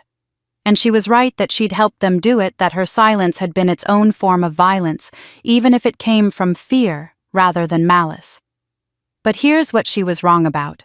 She thought we were still both victims, still both trapped in patterns we couldn't break. She was trying to break hers through therapy and confession and the slow work of becoming someone different. And I respected that even through my anger. But I'd already broken mine. I wasn't trying to earn their love anymore. I wasn't making myself smaller or more useful or more perfect in hopes they'd finally see me. I was done playing the game entirely, and I was going to make sure everyone knew exactly what the rules had been. Emma was right about one thing: we'd both been victims. But only one of us was done playing. 2 months after the wedding, I sat in Sarah Chen's office and wrote a check for $5,000 to hire a private investigator. Sarah had recommended him with the caveat that he was expensive but thorough, the kind of person who found things people worked very hard to hide. His name was Marcus Webb, a former forensic accountant who'd transitioned into private investigation after retiring from the FBI. If my parents had financial skeletons, Sarah assured me Marcus would find them. 3 weeks later, Marcus returned with a report that was 63 pages long. I read it in one sitting in my living room on a Saturday morning, and with each page my understanding of who my parents were shifted and darkened. They weren't just people who'd made bad decisions or who'd stolen from me in a moment of desperation. They were career exploiters who'd built their entire lifestyle on other people's money. Robert's marketing consultancy, the business he'd run for 25 years, and always described as doing fine or getting by, had actually been losing money for the past 5 years. Not just failing to grow, but actively hemorrhaging cash. Marcus had obtained copies of their business tax returns through methods I didn't ask about, and the numbers told a stark story. The business showed consistent losses offset only by what my father had claimed as business loans on the books. Except those business loans were my gifts, my transfers, my checks written to help with what I'd thought were temporary cash flow problems. By claiming my gifts as loans to the business, my parents had been reducing their taxable income illegally. Personal gifts aren't tax deductible, but business loans create paper losses that offset income. Marcus estimated they'd avoided approximately $45,000 in taxes over the past 7 years through this scheme. The IRS would want that money back, plus penalties plus interest. And if they could prove intent, which the documented pattern suggested they could, my parents were looking at potential criminal charges. But it got worse. The section of Marcus's report labeled "Additional Family Exploitation" made my hands shake as I read it. My grandmother Patricia's mother had died 5 years ago in a nursing home after a 2-year decline from Alzheimer's. I remembered visiting her a few times, though my mother had always discouraged frequent visits, saying Grandma Dorothy got confused and agitated by too many people. I'd thought my mother was protecting her, managing her care with the devotion of a good daughter. Marcus had subpoenaed my grandmother's bank records as part of establishing a pattern of financial abuse. What he found was systematic theft. In the 2 years before my grandmother's death, Patricia had made 27 withdrawals from her mother's savings account totaling $89,000. The withdrawal slips all had the notation "care expenses" written in my mother's handwriting. But Marcus had also obtained records from the nursing home where my grandmother had lived. The facility was paid for entirely through Medicare and my grandmother's pension, which was directly deposited to the nursing home's account. There were no additional care expenses, no special treatments, no extra services. The $89,000 Patricia had withdrawn, claiming it was for her mother's care, had gone somewhere else entirely. Marcus had tracked it through credit card statements and bank deposits. A kitchen remodel that cost $32,000 completed the same year my grandmother went into the nursing home. A 3-week European vacation for my parents costing $18,000. Jewelry purchases, a new car, designer furniture. They'd stolen their dying mother's savings and used it to upgrade their lifestyle, all while that mother lay in a nursing home forgetting her own name. I sat with that knowledge for a long time, staring at the bank statements Marcus had included as exhibits. My grandmother had worked her entire life, had saved carefully. And in her final years, when she was most vulnerable, her own daughter had drained her accounts and spent the money on luxuries. And my mother had done it without apparent guilt or hesitation, the same way she'd taken my wedding money, the same way she'd ruined my credit. This wasn't opportunistic crime. It was their operating system. I called Sarah and scheduled an emergency meeting. 2 days later, I sat across from her again, this time with Marcus's full report spread across her conference table. She'd spent the morning reviewing it, making notes cross-referencing with the evidence I'd already gathered. "This changes everything," she said, looking up from the pages. "This isn't just about your wedding anymore. This is a pattern of financial exploitation spanning at least a decade, possibly longer. We have enough here for multiple legal actions." She pulled out a legal pad and began outlining strategy, her pen moving quickly across the page. "Here's what I'm recommending. First, we file a civil lawsuit for breach of contract and fraud regarding the wedding funds. With the signed agreement and the evidence that they lied about canceling the wedding, this is straightforward. You'll likely win and recover your $80,000 plus damages." She moved to the second point. "Simultaneously, we file a report with the IRS regarding the fraudulent tax deductions. I have a contact there who handles cases like this. They'll audit your parents' business returns, and when they find what we found, your parents will owe back taxes, penalties, and potentially face criminal prosecution for tax fraud." Third, she continued, tapping her pen on the credit card evidence, "we pursue charges for identity theft regarding the business credit card opened using your name as reference without your permission. This one is trickier legally, but combined with everything else, it establishes a pattern that strengthens all the other claims." She set down her pen and looked at me directly, her expression serious. "But Allison, you need to understand what you're unleashing here. Once we file these actions, it becomes public record. The lawsuit will be covered by local media at minimum, possibly more, given how compelling the story is.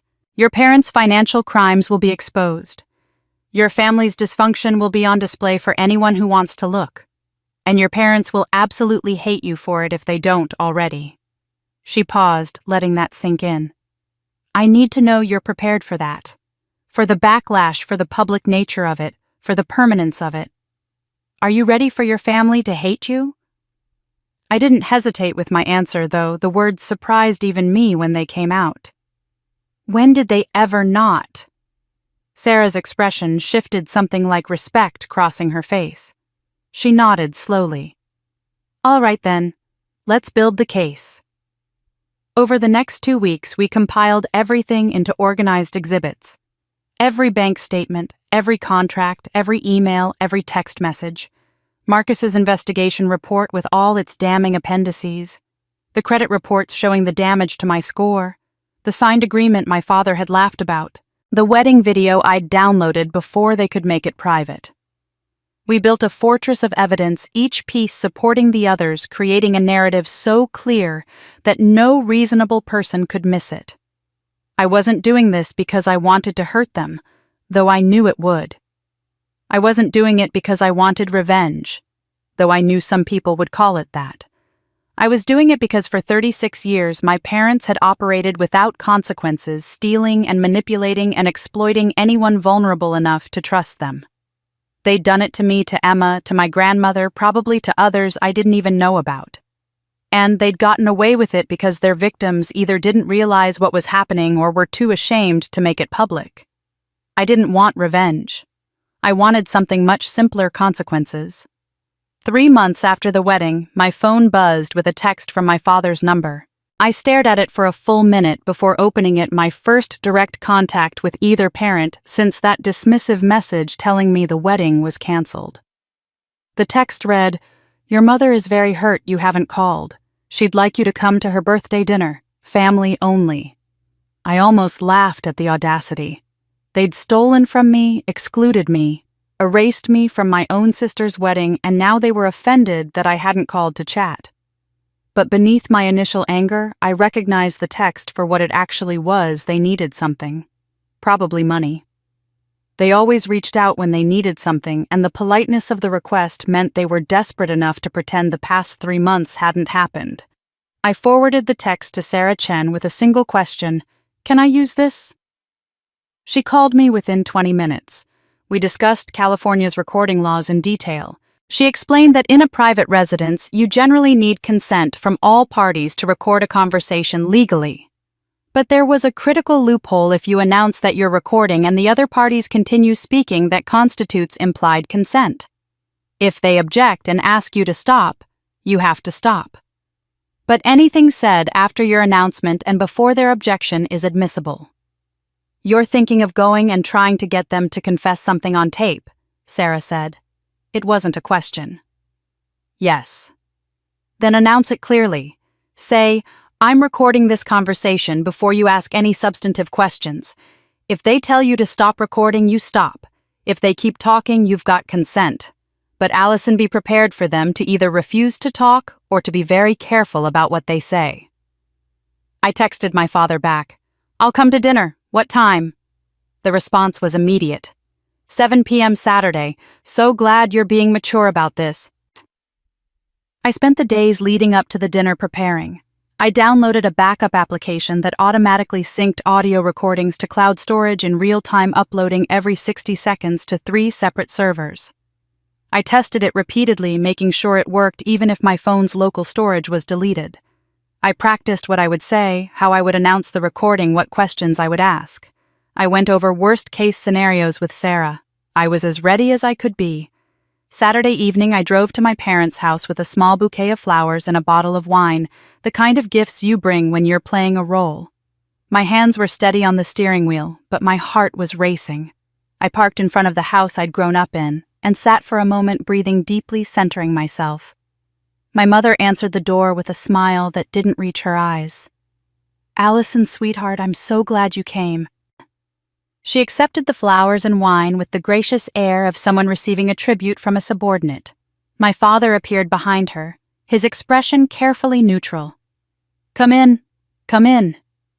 Dinner was surreal. We ate chicken and roasted vegetables while making stilted small talk about weather and traffic. No one mentioned the wedding. No one mentioned the 3 months of silence. No one acknowledged that anything had happened at all. It was like they expected me to simply forget to reset to factory settings and resume my role as the dutiful daughter who provided whatever they needed without question. After dinner, my mother suggested we have coffee in the living room. This was it, the moment they'd been waiting for all evening. Once we were settled, my father cleared his throat in that familiar way that signaled he was about to ask for something. Before he could speak, I reached into my purse and pulled out my phone. I opened the recording app, pressed record, and placed the phone face up on the coffee table between us where they could clearly see the screen. "I'm recording this conversation for my records," I said clearly and calmly. My mother's expression changed instantly, the pleasant mask sliding away to reveal something colder underneath. "Excuse me," I said. "I'm recording this conversation. I need to document family discussions now. I'm sure you understand, given everything that's happened." My father's face flushed red. "What the hell is that supposed to mean?" I kept my voice level, professional, the same tone I used in business meetings. "It means I need to protect myself. So I'm recording. You're welcome to continue the conversation or not, but the recording stays on." Patricia moved faster than I expected. She lunged forward and grabbed my phone from the table, her fingers fumbling with the screen. I watched her find the recording, her lips pressed into a thin line, and delete it with a vicious stab of her finger. She dropped the phone back on the table with a clatter. "You think you're so smart?" Her voice was shaking with rage. "You think anyone would believe you over us? You're just the bitter daughter who can't be happy for her sister. You've always been jealous of Emma, always trying to make everything about you." My father stood up, his hands clenched at his sides. "This is about family loyalty, Allison. Something you apparently know nothing about. We gave you everything, and this is how you repay us, by trying to record us like we're criminals." I stood up slowly, picked up my phone, and looked at both of them. This was the moment where the old Allison would have apologized, would have tried to explain, would have scrambled to repair the relationship. But I wasn't that person anymore. "Before I go, I have one question. The wedding money I gave you for Emma's wedding, did you actually use all of it for the wedding?" My mother's eyes flashed. "We're not discussing this with you while you're recording. I already deleted the recording," I said, which was true. She had deleted the local file. "I just want to know, Did you use my $80,000 for Emma's wedding? My father's expression shifted and I saw the calculation happening behind his eyes. He thought I had no recording, no evidence, no way to use this conversation against him. So he told me a version of what he probably considered the truth. We used it for what the family needed. Emma's wedding was just part of it. We had debts, Allison. Real problems. We did what we had to do. I nodded slowly. Thank you for being honest. I walked to the door and neither of them tried to stop me. My mother called after me, her voice sharp. Don't bother coming back until you're ready to apologize for this disrespect. I didn't respond. I just walked to my car, got in, and sat in the driver's seat for 5 minutes, letting myself shake. My hands trembled. My breath came fast and shallow. The confrontation had been worse than I'd imagined, more hostile, more revealing of the contempt they actually felt for me. Then I pulled out my phone and opened the settings. I navigated to the backup app and checked the sync history. The recording had been uploading in real time, backing up every 60 seconds to 3 separate cloud storage locations. Even though my mother had deleted the local file, the backup had continued running in the background until I'd left the house. I opened the cloud storage and played back the audio. It was all there, crystal clear. My mother's accusation that I was bitter and jealous. My father's comment about family loyalty. And most importantly, his admission when I'd asked about the money. We used it for what the family needed. Emma's wedding was just part of it. An explicit confession that they hadn't used my $80,000 exclusively for the wedding as agreed. An admission of fraud time-stamped and backed up in 3 separate locations in my father's own words. I sat in my car outside their house and allowed myself a small smile. My mother thought she destroyed evidence. She just confirmed it. The week after the recording, Margaret invited me to her home in the hills overlooking the city. I'd been to company events at her house before, crowded affairs with past appetizers and networking, but I'd never been invited for a private visit. She opened the door in casual clothes, jeans, and a sweater, looking more relaxed than I'd ever seen her at the office. She handed me a glass of red wine without asking if I wanted one, and led me to her back porch, where 2 comfortable chairs faced a view of the city lights beginning to flicker on as dusk settled. Tell me where you are with all of this, she said, settling into her chair. Not the logistics, the emotional part. I told her about the recording, about my mother's rage, about my father's confession that they'd used my money for their debts. I told her about the evidence I'd been gathering, the lawsuit Sarah was preparing, the IRS report ready to file. I laid it all out while Margaret listened without interrupting, the way she always did, giving me her complete attention. When I finished, she was quiet for a long moment, watching the city below us. Then she spoke in a voice that was softer than her usual professional tone, but no less certain. I've never told anyone at work this story, but I think you need to hear it.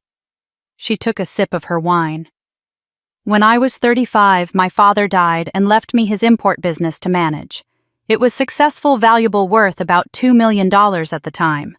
My 3 brothers immediately assumed I'd split everything equally with them, even though Dad's will was clear that the business came to me. When I refused, they went behind my back and embezzled nearly $400,000 over the course of 6 months. I turned to look at her, surprised.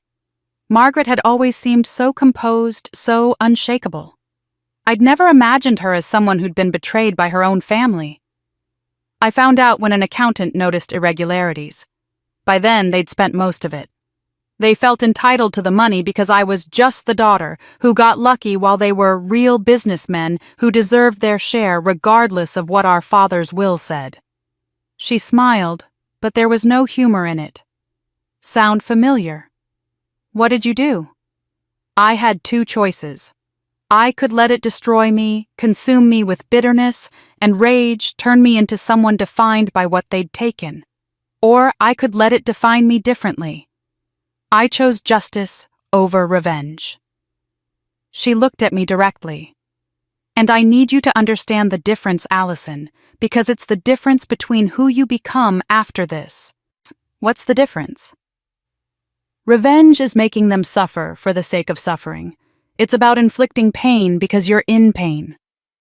Justice is making things right, or as right as they can be made. Revenge is personal, and it leaves you empty because no amount of their suffering actually heals your wound. Justice is impersonal. It's about accountability and consequences, and it leaves you free because you're not carrying their punishment around with you forever. I thought about that, rolling the words around in my mind like stones testing their weight. How do you know which one you're doing? Margaret leaned forward. Ask yourself what you actually want. Not what would make you feel better in the moment, but what your real goal is. Do you want your money back? Do you want them to apologize and mean it? Do you want them punished and suffering? Or do you want to ensure they can't do this to anyone else? I'd been so focused on building my case, on gathering evidence and consulting with attorneys, that I hadn't actually stopped to articulate what I was trying to achieve. I sat with the question, looking out at the city lights, thinking about my parents in their house, with their lies and their debts, and their complete inability to see me as anything but a resource to exploit. I want them to face the truth publicly, I said slowly, the answer forming as I spoke it. I want everyone who saw that wedding video and commented about what a beautiful family we are. I want all of them to know what it actually cost. I want Emma to see clearly what happens when you choose complicity. And I want to sleep at night knowing I didn't just let them erase me, knowing I didn't teach them that they can do this without consequences. Margaret nodded, something like approval in her expression. Then you want accountability. You want the truth to be visible. That's justice, not revenge. But it will hurt them, I said. The lawsuit will be public. The IRS investigation could destroy them financially. People will know what they did. Yes, it will hurt them. But that's not your goal. It's a side effect of the truth coming out. There's a difference. She refilled both our glasses. Here's what I learned from my own situation. Don't act out of anger. Wait until you feel nothing when you think about them, until you're operating from clarity rather than emotion. Don't reveal all your cards at once. Let them think they're winning. Let them get comfortable and careless, and then move when they least expect it. And don't waste your energy explaining yourself to people who ask, "Why are you doing this?" Those people don't really want to understand. Explain yourself only to people who ask, "What do you need?" because those are the people who actually want to help. She set down her glass and looked at me seriously. You've got your evidence. Sarah has the legal framework ready. But here's my advice: wait. Give it another few weeks. Let your parents think you've backed down after that disastrous dinner. Let them believe you're too scared or too weak to actually follow through. Let them get comfortable in their lie. Why wait? I have everything I need now. Because simultaneous devastation is more effective than drawn-out warfare. Right now, you could file the lawsuit. Then a week later, file the IRS report. Then a week after that, pursue the identity theft charges. Each one gives them time to prepare for the next one, to hire lawyers to craft their story to mount a defense. She leaned back in her chair. But if you file everything at once on the same day, they're overwhelmed. They don't know which fire to put out first. They make mistakes. They contradict themselves. And by the time they realize how much trouble they're actually in, it's already too late. The strategic elegance of it was beautiful in a cold, precise way. I could see exactly what she meant. If I filed piecemeal, my parents would have time to regroup between each blow. But if everything hit at once, the lawsuit and the IRS report and the credit fraud complaint all landing on the same day, they'd be buried before they could mount an effective response. How long did you wait? I asked. 4 months. Long enough that my brothers thought they'd gotten away with it, that I was too weak or too forgiving to do anything. Then one day they each received a summons, a subpoena, and a cease and desist letter, all in the same afternoon. She smiled, and this time there was satisfaction in it. They called me panicking, asking what was happening. I didn't answer. By the time they got lawyers and figured out the scope of what I'd filed, I'd already frozen business assets and secured preliminary injunctions. The whole thing was over in 6 months. I got my money back, they were barred from ever working in the industry again, and I walked away free. Free, I repeated. Free, she confirmed. Because I didn't do it to hurt them. I did it to make things right. And when it was over, I didn't have to carry them around with me anymore. I didn't spend years thinking about what else I could do to make them suffer. I just moved on with my life, and they became people I used to know. We sat in comfortable silence as full darkness fell, and the city below us became a constellation of lights. I thought about freedom, about the difference between revenge and justice, about the weight of carrying other people's punishment versus the lightness of simply holding them accountable and walking away. "Give it a few more weeks," Margaret said. "Let them think they've won, then file everything at once and watch their world collapse in a single day. Not because you want them to suffer, but because you want the truth to have consequences." I nodded, understanding. Margaret was right. The best revenge isn't loud, it's thorough. I followed Margaret's advice and waited. For 6 weeks, I went about my life as if nothing had changed. I went to work, attended meetings, had coffee with colleagues. I didn't contact my parents. I didn't respond to the single text my mother sent asking if I was done with my tantrum. I let them believe I'd retreated into silence out of shame or fear or whatever narrative they'd constructed to explain my absence. I let them get comfortable. Then 5 months after the wedding, I received a notification from the local community events page. Pierce Marketing Solutions was hosting a community open house and town hall to celebrate 25 years in business. The event was scheduled for a Saturday afternoon at the community center, and according to the description, it was open to the public. Business owners and community members were invited to join the Pierce family as we celebrate a quarter-century of trust, integrity, and community service. The words trust and integrity nearly made me laugh out loud. But more than that, I saw the opportunity for exactly what Margaret had described. A public forum legally protected where I could ask questions they'd have to answer in front of witnesses. I called Sarah immediately. "Can they stop me from attending a public event?" "No. If it's advertised as open to the community, they can't bar you without cause. And asking questions during a Q&A session is protected speech, as long as you're not threatening or physically disruptive."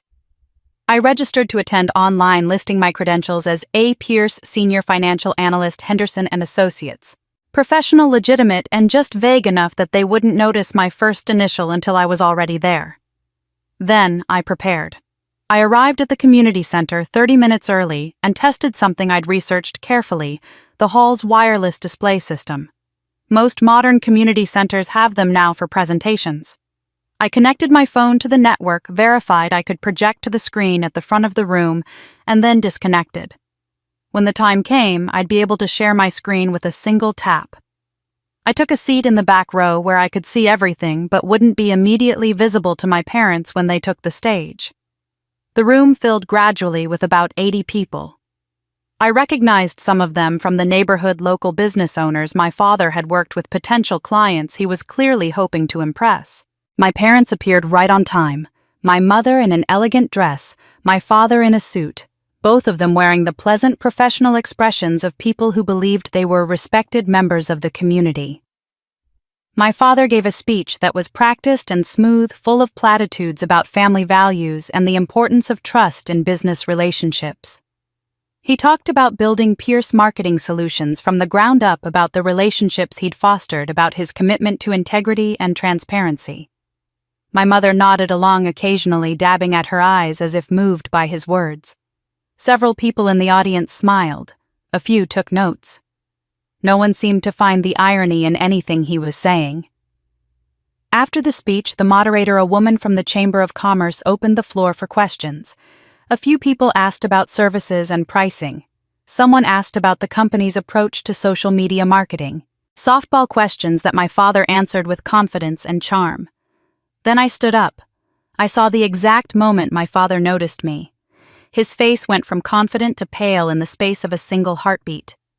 My mother's hand flew to her throat, but the moderator, not understanding the dynamics, had already acknowledged me. "Yes, the woman in the back. You have a question." I kept my voice calm and clear, the professional tone I used in board meetings. "Yes, thank you. I have a question about business ethics. If a company principal accepts $80,000 from a family member for a specific stated purpose, then uses that money for undisclosed personal debts, and subsequently excludes that family member from the event they funded, would you characterize that as fraud or simply creative accounting? The room went utterly silent. My father tried to respond, stammering something about not understanding the question, but I was already moving. I tapped my phone screen and connected to the hall's display system. The projection screen behind my parents flickered to life. "Let me clarify with documentation," I said, my voice steady, even though my heart was pounding. I displayed the first image, the signed agreement between my father and me, his signature clear at the bottom, the text reading, "Gift for wedding expenses. If wedding cancelled, funds returned." "This is a contract my father signed," I narrated, keeping my tone factual, almost clinical. "Acknowledging receipt of $80,000 for my sister's wedding." I swiped to the next image, a series of bank transfers with dates and amounts, each one clearly showing money moving from my account to wedding vendors. "These are the payments I made directly. Venue catering, photography, flowers. $80,000 exactly as agreed." Next image, a screenshot of my father's text message. "The wedding's cancelled, we'll handle it." The timestamp visible. This is the message I received 3 days before the wedding, informing me it was cancelled. Final image is still from the wedding video. Emma and Ryan on a beach in the Maldives. My parents raising champagne glasses, the date stamp showing it was taken exactly when my father claimed the wedding was cancelled. This is my sister's wedding, which, as you can see, was not cancelled. I was simply not invited to the event I paid for. The room erupted. Voices overlapped, people turning to each other, gasps and exclamations. My father tried to speak over the noise, his face now red instead of pale. "This is a private family matter. This is inappropriate. I funded a wedding and was excluded from it." I continued, my voice cutting through the chaos. "These are my parents, Robert and Patricia Pierce, principals of Pierce Marketing Solutions, a company that apparently defines integrity as taking $80,000 under false pretenses."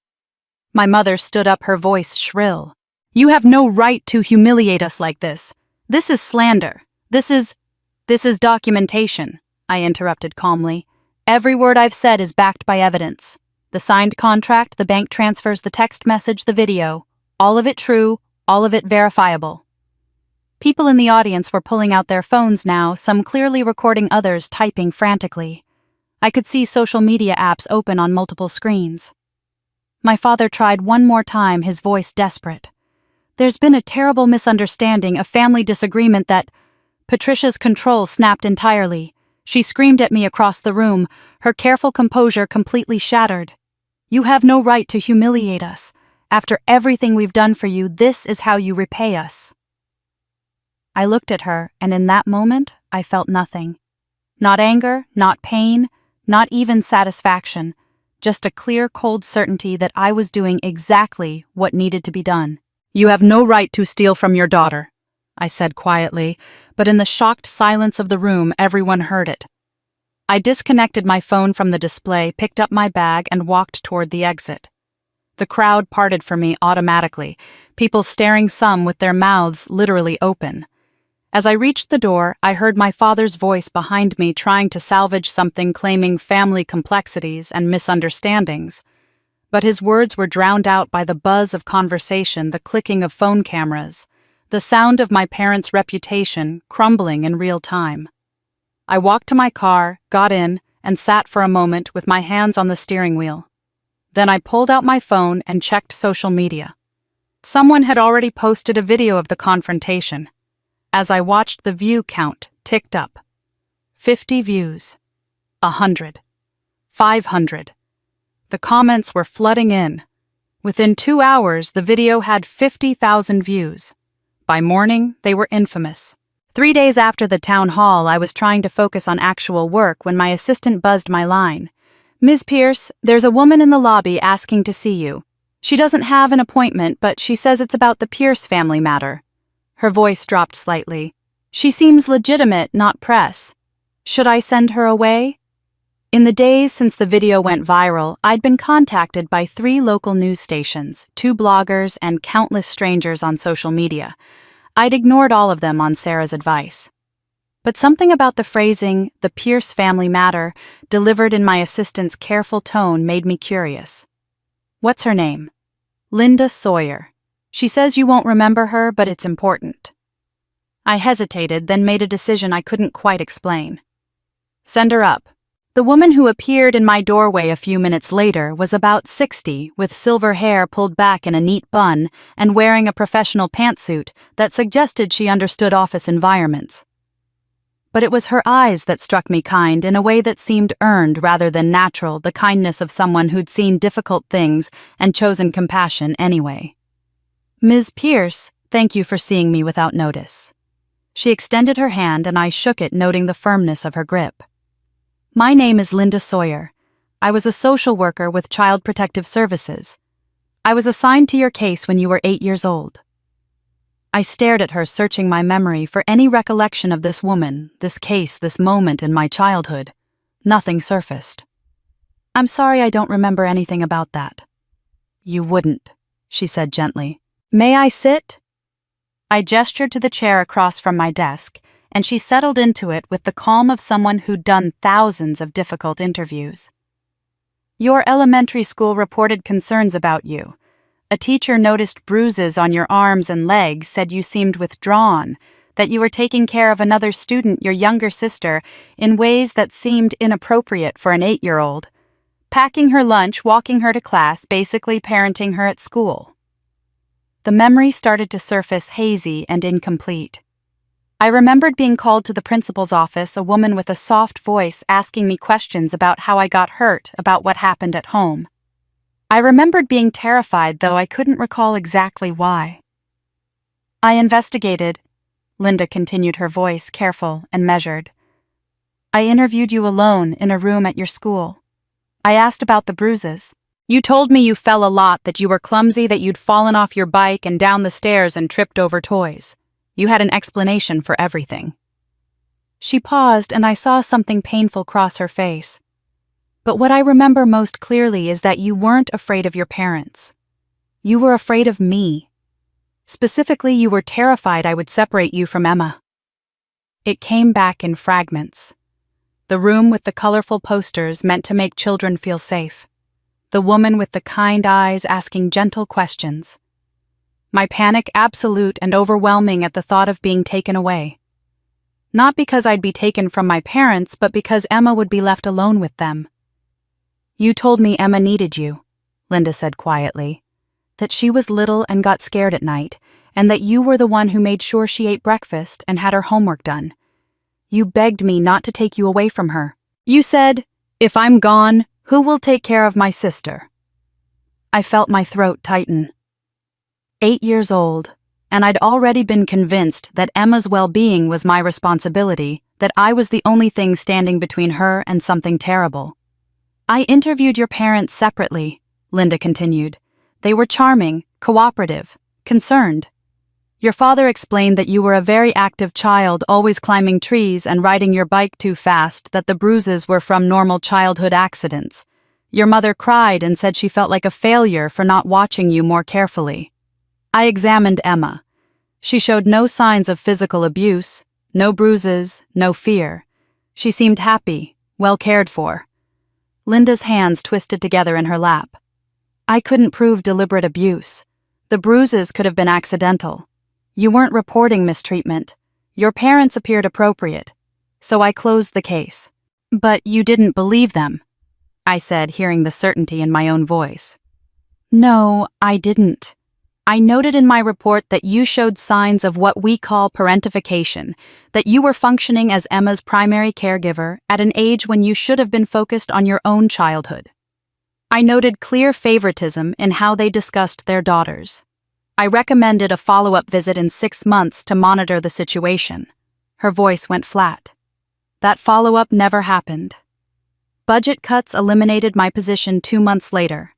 I moved to a different agency and your case was closed and filed away." She looked at me directly, and I saw years of regret in her expression. I've thought about you periodically over the years, wondered how you turned out, hoped you were okay. Then 3 days ago, I saw the video from the town hall. I saw your face, heard your voice, and I knew. I knew I'd been right 28 years ago. I knew I'd failed to protect you when you needed it. Linda reached into her bag and pulled out a checkbook, setting it on my desk. When I learned you were taking legal action against your parents, I contacted your attorney. I sent $15,000 with instructions to support the Pierce case. I told her not to reveal who it came from unless you specifically asked.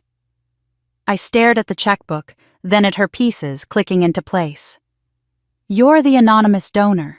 Sarah mentioned someone had helped with legal fees, but she wouldn't tell me who. I've followed your career loosely over the years. Social workers tend to remember the cases that haunt us, and you haunted me. I'd look you up every few years, see that you'd graduated college, that you were working in finance, that you seemed successful. I saw you succeed despite your parents, not because of them. When you finally stood up to them publicly, when I saw that video of you calmly presenting evidence of their theft, I saw that terrified 8-year-old girl finally putting herself first. Finally demanding to be protected, instead of being the protector. Her voice strengthened. I'm not giving you this money out of guilt, though I do feel guilty for not doing more when you were a child. I'm doing it because you deserve to have an adult who actually protects you. You deserved that at 8. You deserve it now at 36. Better late than never. Something broke open in my chest, something I'd been holding rigid for so long I'd forgotten it was there. Tears started falling before I could stop them, and I couldn't quite identify what I was feeling. Not sadness exactly, not relief. Something more complicated, something that felt like recognition. You saw it, I said, my voice breaking. All those years ago you saw what they were doing. I saw it, Linda confirmed. I just didn't have the power to stop it. I'm sorry for that, but I can help now, and I wanted you to know that someone saw the truth back then.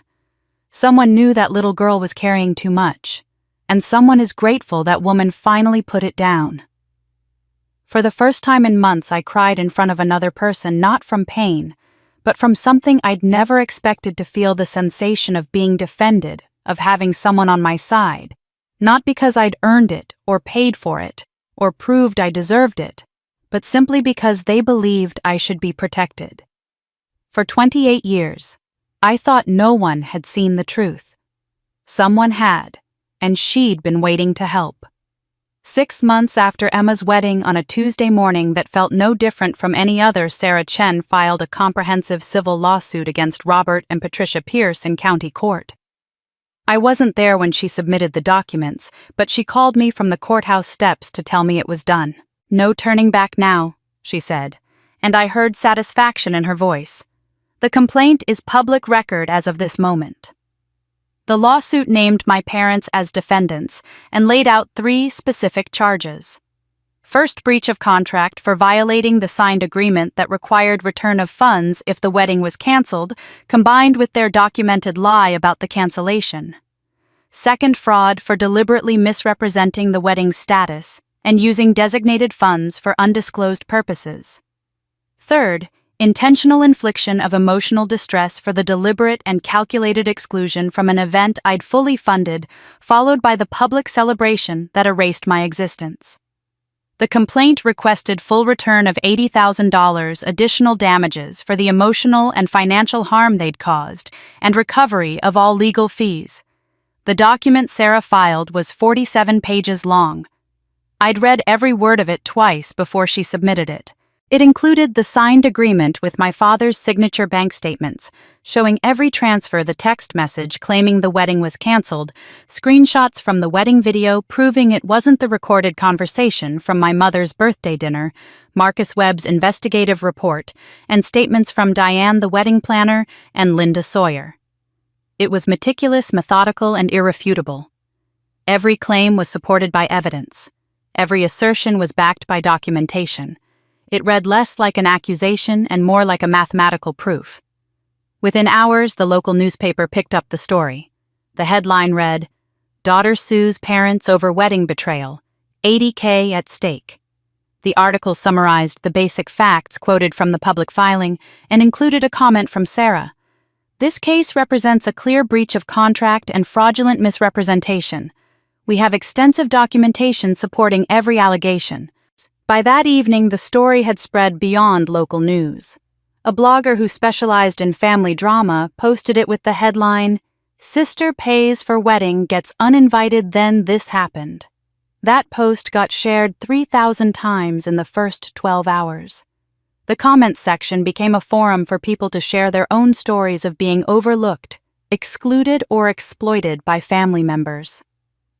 "This is every forgotten sibling's nightmare," one person wrote.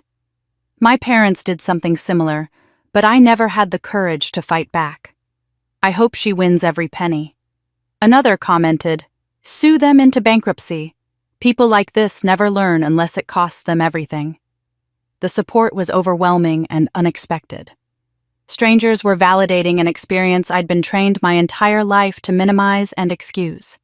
The attention had immediate consequences for my parents. Within a week, 3 of their major clients canceled contracts with Pierce Marketing Solutions, each citing vague ethical concerns or differences in values. Their business, already struggling, couldn't absorb the loss. The church where my father had served as deacon for 15 years asked him to step down, framing it as temporary, but making clear it was related to recent public matters that require resolution. My mother stopped attending her book club after the 3rd meeting, where members suddenly had reasons to leave early or sit on the opposite side of the room. The social fabric they'd carefully constructed over decades was unraveling thread by thread. I expected them to settle quietly to offer some portion of the money back in exchange for me dropping the lawsuit and signing a non-disclosure agreement. That's what Sarah predicted they'd do once the social consequences became clear. But I'd underestimated their capacity for denial and counterattack. 2 weeks after we filed, Sarah received notice that my parents had retained an attorney, a man named Gregory Davidson, who specialized in high-conflict family litigation. Another week later, Davidson filed a counterclaim on my parents' behalf. They were suing me for defamation, claiming that my public statements at the town hall and the resulting media coverage had destroyed their business reputation and caused severe emotional distress. Their legal argument was breathtaking in its audacity. The $80,000 they claimed had been a voluntary gift with no strings attached. The signed agreement, they argued, was merely a formality I'd insisted on for my own record-keeping, not a legally binding contract. They had every right, their filing stated, to manage their family's guest list as they saw fit, and my exclusion was a private family matter that I'd improperly made public. The counterclaim painted me as a jealous, mentally unstable woman who couldn't accept her sister's happiness and had launched a vindictive campaign to destroy her elderly parents over what was essentially a family disagreement. Davidson gave a statement to the press that ran in the same newspaper that had covered the original filing. "These are people in their late 60s who built a business over 25 years, only to have it torn apart by a daughter who can't forgive them for a perceived slight. Robert and Patricia Pierce are devastated not by the lawsuit, but by the realization that their daughter values money more than family. They're considering all legal options to restore their reputation." Sarah called me the evening the counterclaim was filed. "I need you to understand what's about to happen. They're going to try to make you look unstable, vindictive, and greedy. Davidson is good at this kind of character assassination. He'll paint them as confused elderly victims and you as the cruel daughter. It's going to get uglier before it gets better. Every past interaction, every family conflict, every time you said something they didn't like, it's all going to come out. They're going to attack who you are as a person." She paused, and I could hear papers rustling in the background. "Are you ready for that? Because once we respond to this counterclaim, we're committed to seeing this through to trial if necessary. There's no quiet settlement after this point. It's going to be public, it's going to be painful, and they're going to do everything they can to make you doubt yourself." I thought about the journal I'd filled with 40 pages of their betrayals. I thought about Linda Sawyer seeing the truth when I was 8 years old. I thought about Emma's letter describing the same rigged game from a different angle. I thought about Margaret's advice to wait until I felt nothing, and realized I'd reached that point. Looking at my parents' counterclaim didn't make me angry or hurt. It made me tired of their refusal to simply acknowledge what they'd done. "I'm ready," I told Sarah. "Let them try to make me look crazy. Let them tell whatever story they want about the bitter, jealous daughter. None of it changes the facts. And the facts are that I have a signed contract. I have bank statements. I have their text message lying about the cancellation. I have the wedding video proving they lied. I have a recorded confession. I have witness statements. I have everything." Sarah's voice warmed with something like pride. "Yes, you do. Let's remind them of that." They wanted to make me look crazy. They forgot I had receipts for everything. 9 months after Emma's wedding, I walked into a courtroom for the preliminary hearing that would determine whether my case against my parents had sufficient merit to proceed to trial. The room was smaller than I'd expected from watching legal dramas on television, but it was packed with people. Reporters occupied the back rows, pens poised over notebooks. Community members I recognized filled the middle section. Some I knew had come to support me, others clearly aligned with my parents. Family friends sat scattered throughout their presence, marking which side they'd chosen in this public fracture. I sat at the plaintiff's table with Sarah wearing a navy suit I'd chosen specifically for its professional severity. Across the aisle, my parents sat with Gregory Davidson, and I was struck by how much older they looked than I remembered. My father's shoulders curved inward in a way they hadn't before, and my mother's hands trembled slightly as she clutched her purse. For a brief moment, I felt something that might have been pity, but it passed quickly when I remembered why we were here. Judge Catherine Reeves entered, and we all stood. She had a reputation for running an efficient courtroom with no tolerance for theatrics, and her opening statement confirmed it. She'd reviewed the evidence packet Sarah had submitted, she told us, and she wanted to make clear she'd already read every document.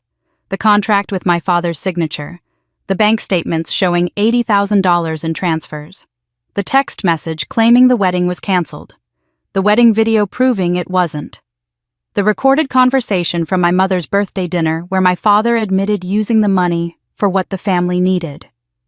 Davidson stood to present his defense, and I watched him perform. That's what it was, a performance complete with theatrical gestures and a voice that alternated between reasonable concern and righteous indignation. He called my parents' friends to testify, women I'd known peripherally for years, who now sat in the witness box, and described me as someone I barely recognized.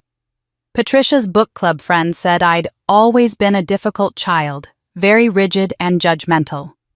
Another woman testified that I was clearly jealous of Emma's natural warmth and beauty. A neighbor claimed I'd been standoffish and never satisfied with anything my parents did.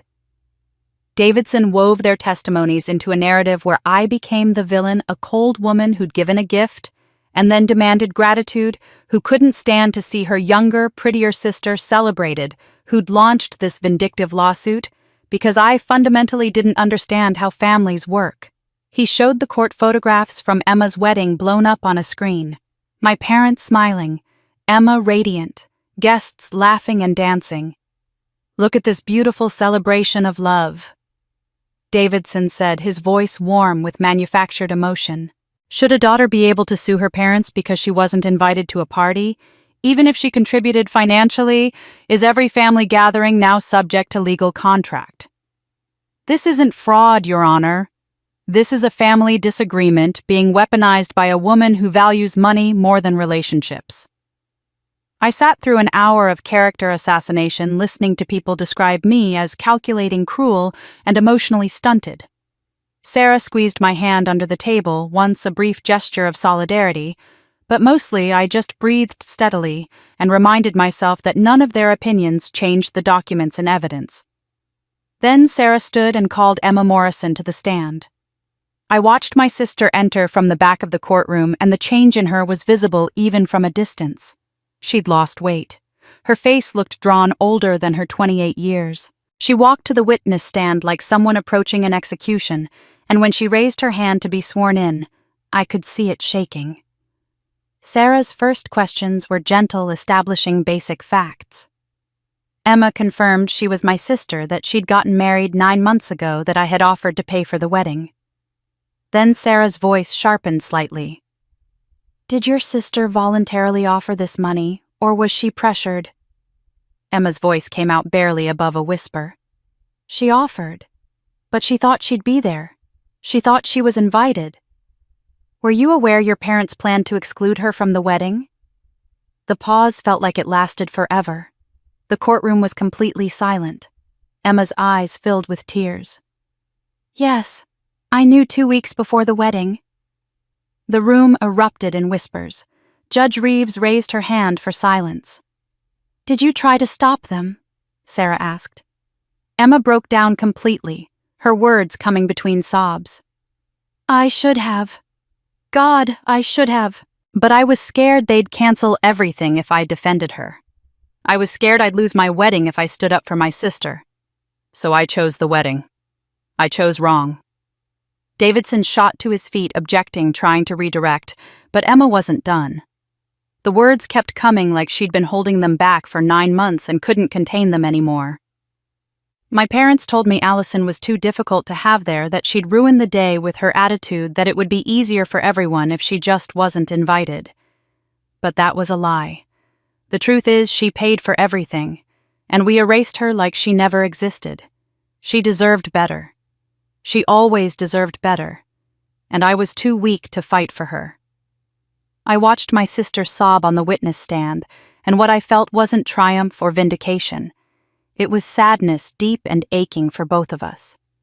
For the sisters we might have been if we'd been raised by different people. For the relationship that had been twisted and broken by parents who'd made us compete for scraps of conditional love. Judge Reeves looked at Emma with something like sympathy, then looked at my parents with something decidedly colder.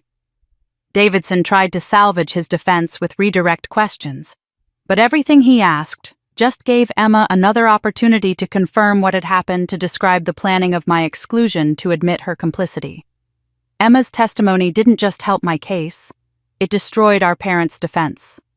Judge Reeves called a 15-minute recess after Emma's testimony, and when we reconvened, the courtroom felt different, charged with a tension that hadn't been there before. The judge looked at the documents in front of her, then looked up at all of us with an expression that was both weary and decisive. I've reviewed the evidence submitted by both parties and heard testimony today that clarifies several disputed facts. The signed agreement between Ms. Pierce and her father clearly stipulated that the $80,000 was conditional upon Ms. Pierce's inclusion in the wedding celebration.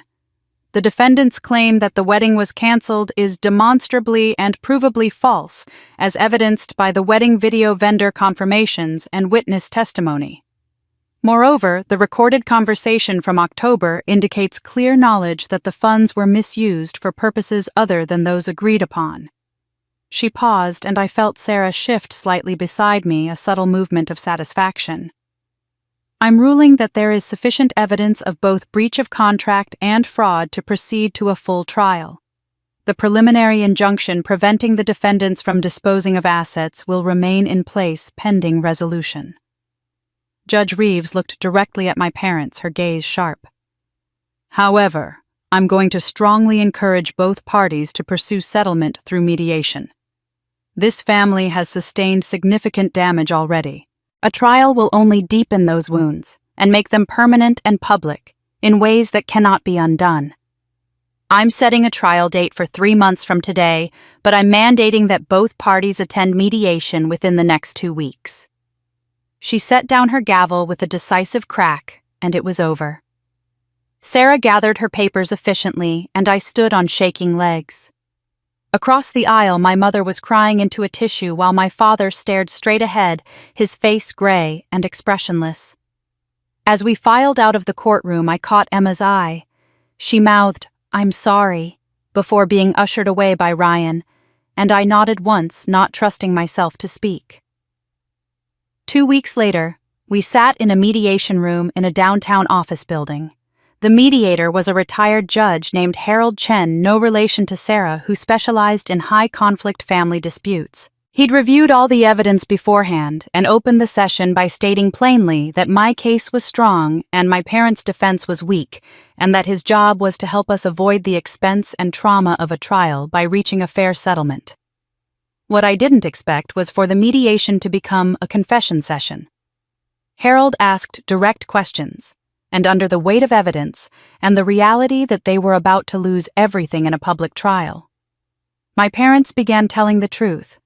Not the whole truth perhaps, but more than they'd ever admitted before.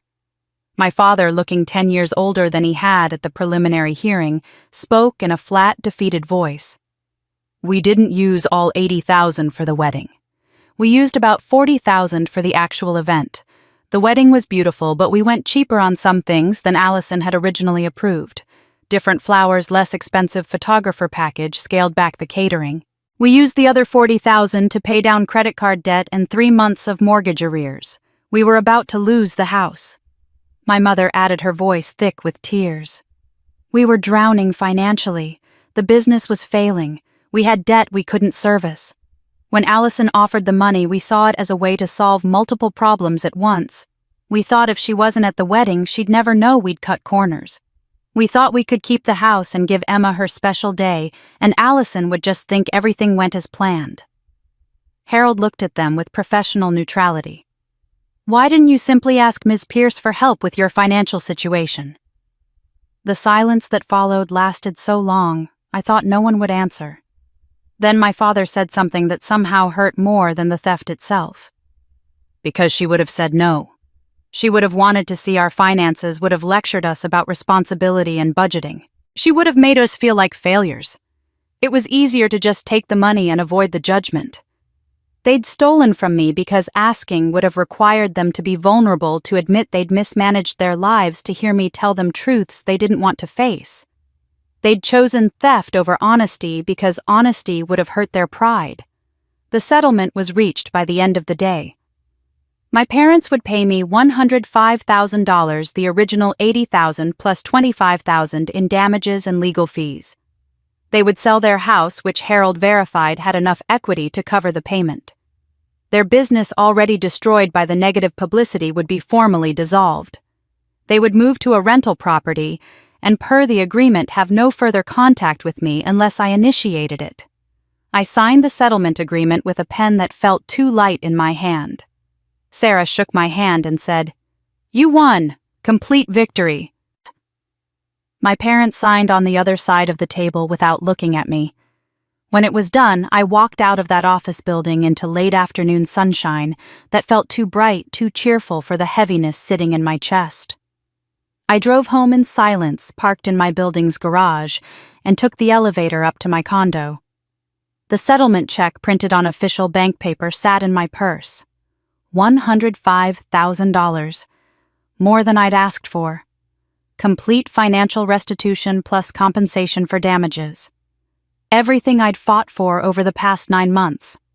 I made tea I didn't drink and sat on my couch as the sky outside darkened. The check lay on my coffee table, proof of my victory, evidence that justice had been served. My parents would lose their home, their business, their reputation, their standing in the community. Everything they'd built over decades was gone, and I had my money back. But I felt nothing. No satisfaction, no sense of triumph. Just an emptiness where I'd expected to feel whole. I'd won, but what had I won? Money I'd already earned. Validation from strangers. The destruction of people who'd never been capable of loving me the way I needed. I looked around my condo, clean and quiet, and filled with things I'd bought with money I'd earned, and realized winning hadn't changed anything fundamental. I was still alone. Still the daughter who wasn't wanted. Still carrying the weight of 36 years of not being enough. Justice, I understood in that moment, was different from healing. Justice meant they faced consequences, but it didn't mean I was free of the damage they'd caused. I got everything I asked for. So why did I feel like I'd lost 2 weeks after signing the settlement agreement? While I was still trying to understand why victory felt so empty, I received a call from a number I didn't recognize. I almost didn't answer, had gotten into the habit of screening calls after the media attention, but something made me pick up. "Ms. Pierce, my name is Harold Weinstein. I'm an estate attorney and I've been the executor of your grandmother Dorothy Pierce's will for the past 10 years. I'm calling because a specific condition in her will has finally been met, and you're now entitled to information that's been held in trust." I sat down slowly, confused. My grandmother had died a decade ago when I was 26. I'd attended her funeral, remembered my parents handling the estate, thought everything had been settled years ago. "I'm sorry, I don't understand. My grandmother's estate was distributed 10 years ago." "Part of it was," Harold said carefully. "But your grandmother included what we call a time lock clause in her will. Certain assets and information were to be held and revealed only when specific conditions were met. One of those conditions was, and I'm quoting directly from the document, if either of my granddaughters initiates legal proceedings against my son Robert Pierce and his wife Patricia Pierce regarding financial exploitation or abuse." My hand tightened on the phone. She knew. 10 years ago she knew this would happen. "She suspected it might," Harold said gently. "And she wanted to make sure that if it did, you'd have resources. I've been monitoring public records as required by the trust terms. When your lawsuit was filed 6 months ago, it triggered the release conditions. I had to wait until the case was resolved one way or another. Now that settlement has been reached, I can contact you. I'm emailing you a document right now. You should read it before we discuss further." The email arrived while we were still on the phone. I opened it on my laptop, and the first thing I saw was a scanned image of a handwritten letter. The paper yellowed slightly with age, the handwriting instantly recognizable as my grandmother's elegant script. The date at the top read February 14th, 2 months before she died. "My dear Allison," it began, and I felt tears forming before I'd read another word. "If you're reading this, it means my son and his wife have finally done to you what I feared they would. I know Robert. I know Patricia. And I know them because I understand exactly how they were made because I made Robert into who he is." I read on Harold, silent on the phone, giving me time. My grandmother's words were unflinching in their self-awareness.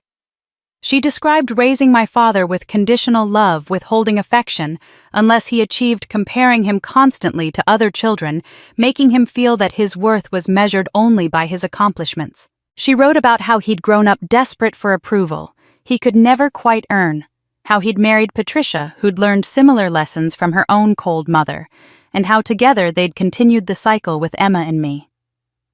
"I was cruel," she wrote. "Not in obvious ways, not in ways that left visible scars, but in the constant message that love had to be earned and could be lost. Robert learned to manipulate and take because he was never taught that he had inherent worth. He taught you and Emma the same poison lessons I taught him. The pattern goes back further than me, probably generations of parents who didn't know how to love without conditions. But it can stop. It has to stop." The letter continued, and with each paragraph I understood more. "I'm leaving $500,000 in a trust fund with very specific conditions. The money will go to whichever of my granddaughters demonstrates the courage to legally confront Robert and Patricia's financial abuse. Not out of vindictiveness, but because that confrontation, that willingness to face them in court, means she's broken free. It means she's stopped believing she has to earn love through compliance and silence. It means the cycle is breaking." My grandmother's words blurred as tears fell faster. "Allison, I'm betting it's you. You were always the strong one, the one who survived by becoming competent and independent. Emma survived by becoming agreeable and dependent. Both strategies were responses to the same poison, but yours gives you a better chance of breaking free. You were always the strong one, though. I'm ashamed I rarely told you that when I was alive. I saw what they did to you, how they used you, and I said nothing because I was a coward, who didn't want to admit I'd created the monster hurting you." The letter's final paragraph was both an apology and a charge. "Use this money not to hurt them, but to build something better. Don't give them a penny of it. I've written that restriction into the trust explicitly. They'll try to manipulate you for it, I'm sure, but you must refuse. Instead, use it to break the cycle I started. Help other people escape what I taught my son to do. Make something good from all this pain. I can't undo my mistakes, but maybe you can stop them from spreading further. Harold's voice came back on the line. The trust has been invested conservatively over the past 10 years and has grown to $485,000 after estate taxes and management fees. Per your grandmother's instructions, it's entirely yours, with only one restriction: you cannot give any portion of it directly to your parents. She was explicit about that. Everything else is your decision. I stared at the letter on my screen, at my grandmother's handwriting, forming words of confession and hope from beyond the grave. She'd seen the future because she understood the past. She'd known her son would eventually do to his children what she'd done to him. And she'd chosen me, specifically me, to be the one who stopped it. My grandmother saw the future. And she chose me to end it. For 3 days, the inheritance paperwork sat on my kitchen table, and I couldn't stop staring at the numbers. $485,000 from my grandmother's trust. $105,000 from the settlement with my parents. Combined, I was looking at nearly $600,000, a sum so large it felt abstract, like something that happened to other people in stories, rather than a real amount of money I could actually access. I ran calculations obsessively during those 3 days. With careful investing, I could retire in my late 40s instead of my 60s. I could travel, finally see all the places I'd told myself I'd visit someday when I had both time and money. I could buy a house instead of a condo, something with a yard and space to breathe. I could build a financial cushion so substantial I'd never have to worry about anything again, never have to be careful about spending, never have to calculate whether I could afford something. My grandmother's letter had been explicit. I'd earned this money through courage, through breaking free, through refusing to accept their abuse. Harold Weinstein had made it clear there were no strings attached beyond the single restriction about not giving money to my parents. I could keep every penny, and no one would question it. After 36 years of being used and discarded, after losing $80,000 to theft, after months of legal warfare and public humiliation, didn't I deserve to simply take care of myself? Margaret said exactly that when I told her about the inheritance over coffee. Take the money, Allison. Keep it all. Invest it conservatively and let it grow. Use it to build the life you actually want instead of the life you had to settle for. You've earned this through pain, and there's no virtue in denying yourself comfort after everything you've been through. Your grandmother wanted you to have it. Accept the gift. But something in my grandmother's letter kept nagging at me, a line I couldn't stop rereading. Use this money to build something better. Not use this money to make yourself comfortable. Or use this money however you want. Build something better. Break the cycle. Make something good from all this pain. On the 4th day, I called Emma and asked her to meet me for lunch. It was our first time seeing each other since her testimony in court, and when she walked into the restaurant, I was shocked by how different she looked. She'd lost weight, her face drawn and older than her 28 years.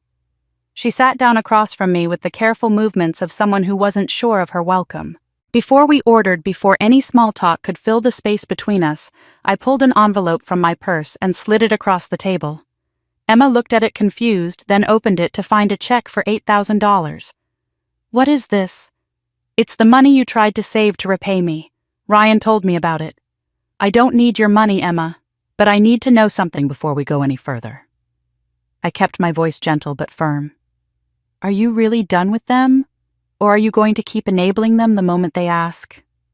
Emma's eyes filled with tears immediately. I haven't spoken to them since the trial. Ryan told me I had to choose, that he couldn't stay married to me if I kept letting them manipulate me. We're in therapy twice a week. I'm trying to understand how I became someone who'd betray her sister for a wedding. I'm trying to become someone different than they made me.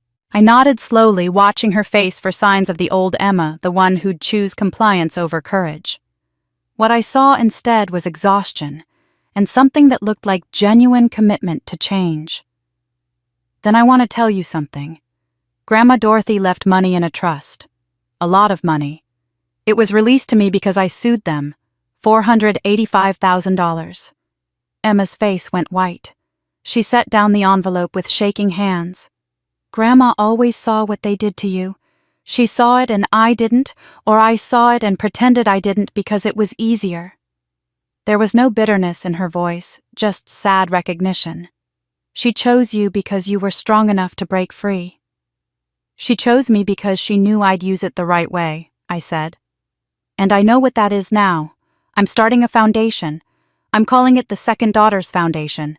It'll provide financial assistance and legal support to women who've been exploited by their families, women whose siblings were favored, women whose parents stole from them, women who were parentified as children and spent their childhoods raising their siblings, women like us, Emma. Emma stared at me, processing. You're giving away $500,000. I'm investing it in breaking the cycle that broke us. That's what Grandma wanted. That's what build something better means. I leaned forward. But I need something from you. I need you to work with me on this. I need you to share your story, to help run support groups, to make sure other Emmas see what complicity costs before they make the choices you made. Can you do that? Emma nodded, tears streaming down her face now. Yes. God, yes. I need to do something that matters. I need to become someone who would have chosen differently. 2 days later, I sat in Harold Weinstein's office with paperwork spread across his conference table. He'd listened to my plan with the careful attention of someone who'd heard many unusual requests over his career, but I could see surprise in his expression.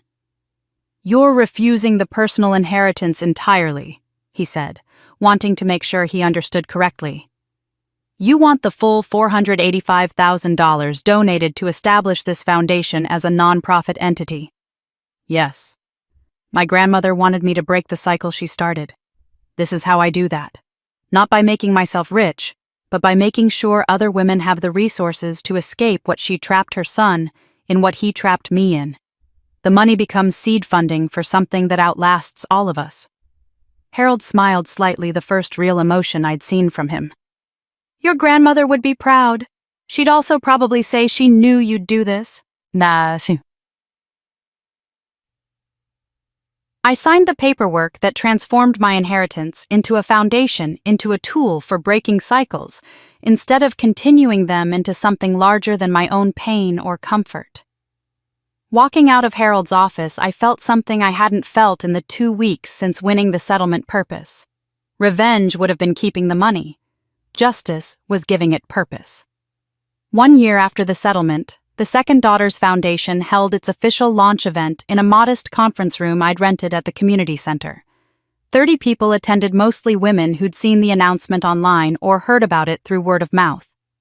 I stood at a podium that felt too tall and explained what we were building: a nonprofit dedicated to providing legal fee assistance up to $15,000 per case for women suing family members for financial abuse. Along with the legal support, we'd offer access to therapists who understood family trauma and financial literacy workshops to help women rebuild after exploitation.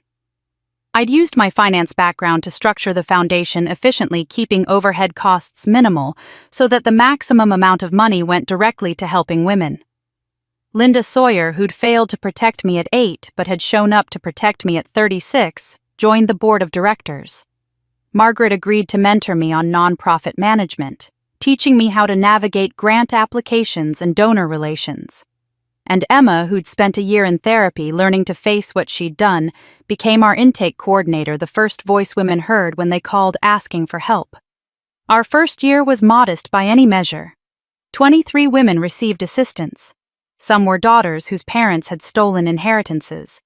Others were sisters who'd funded family businesses only to be cut out. A few were women who had been parentified as children and were finally setting boundaries with families who saw them only as resources.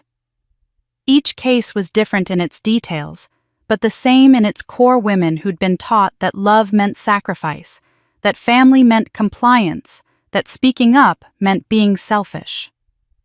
Emma handled intake calls from our small office space, a converted bedroom in a building downtown that we rented for $500 a month. I worked there 2 evenings a week after my regular job, and Emma worked 4 full days. Linda volunteered 10 hours a week reviewing cases. We were small and scrappy, and determined 3 women who understood firsthand what it meant to be exploited by people who were supposed to love you. Then a journalist from a regional magazine called. She'd seen the town hall video that had gone viral a year earlier, had followed the lawsuit, and wanted to know what I'd done with the settlement money. When I told her about the foundation, about my grandmother's inheritance, and how I'd used it, she asked if she could write a feature.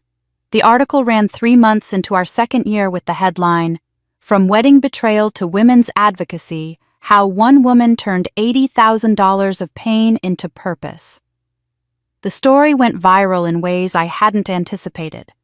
Women shared it with comments like, "This is my story too," and "I wish this had existed when I needed it." Donations started arriving, small amounts, mostly $20 here, $50 there, from women who saw their own experiences reflected in mine. Within 2 months, we'd raised an additional $40,000. I was invited to speak on 3 different podcasts at a women's leadership conference and on a local morning news show. Every time I told my story publicly, I said the same thing.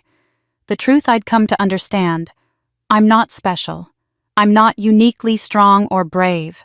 I just refused to disappear. I refused to let them erase me without consequences.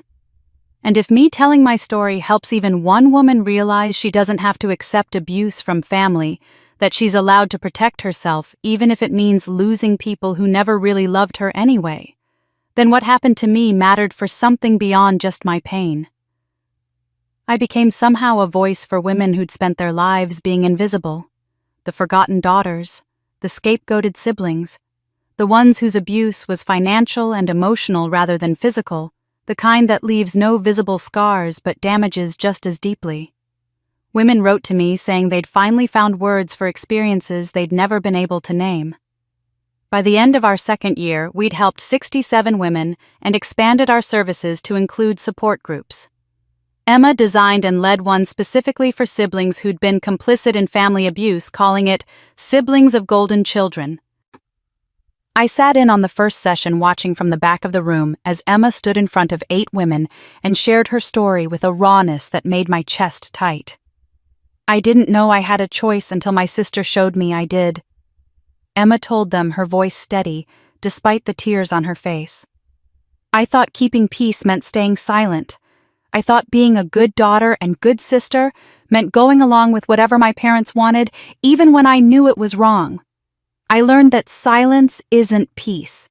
Silence is just cowardice. We dress up as love because it sounds better. The women in the group cried, several of them nodding recognition.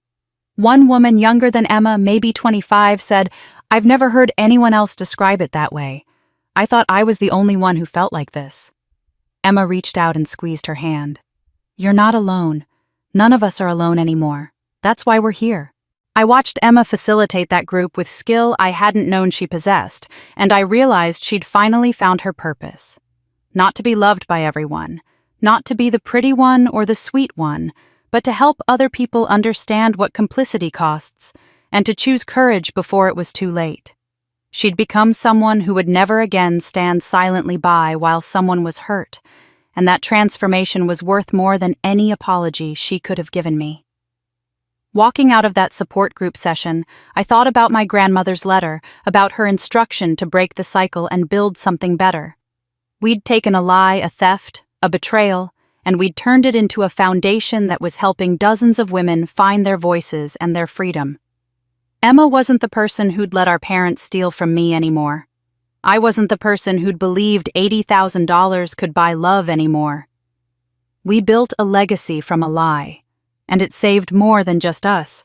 2 years after launching the foundation, I received an email that changed everything. A national women's advocacy organization had been following our work and wanted to offer a grant of $250,000 to expand our services beyond the local region. The grant came with one requirement: we had to scale up, hire professional staff, and create infrastructure that could serve women across the country.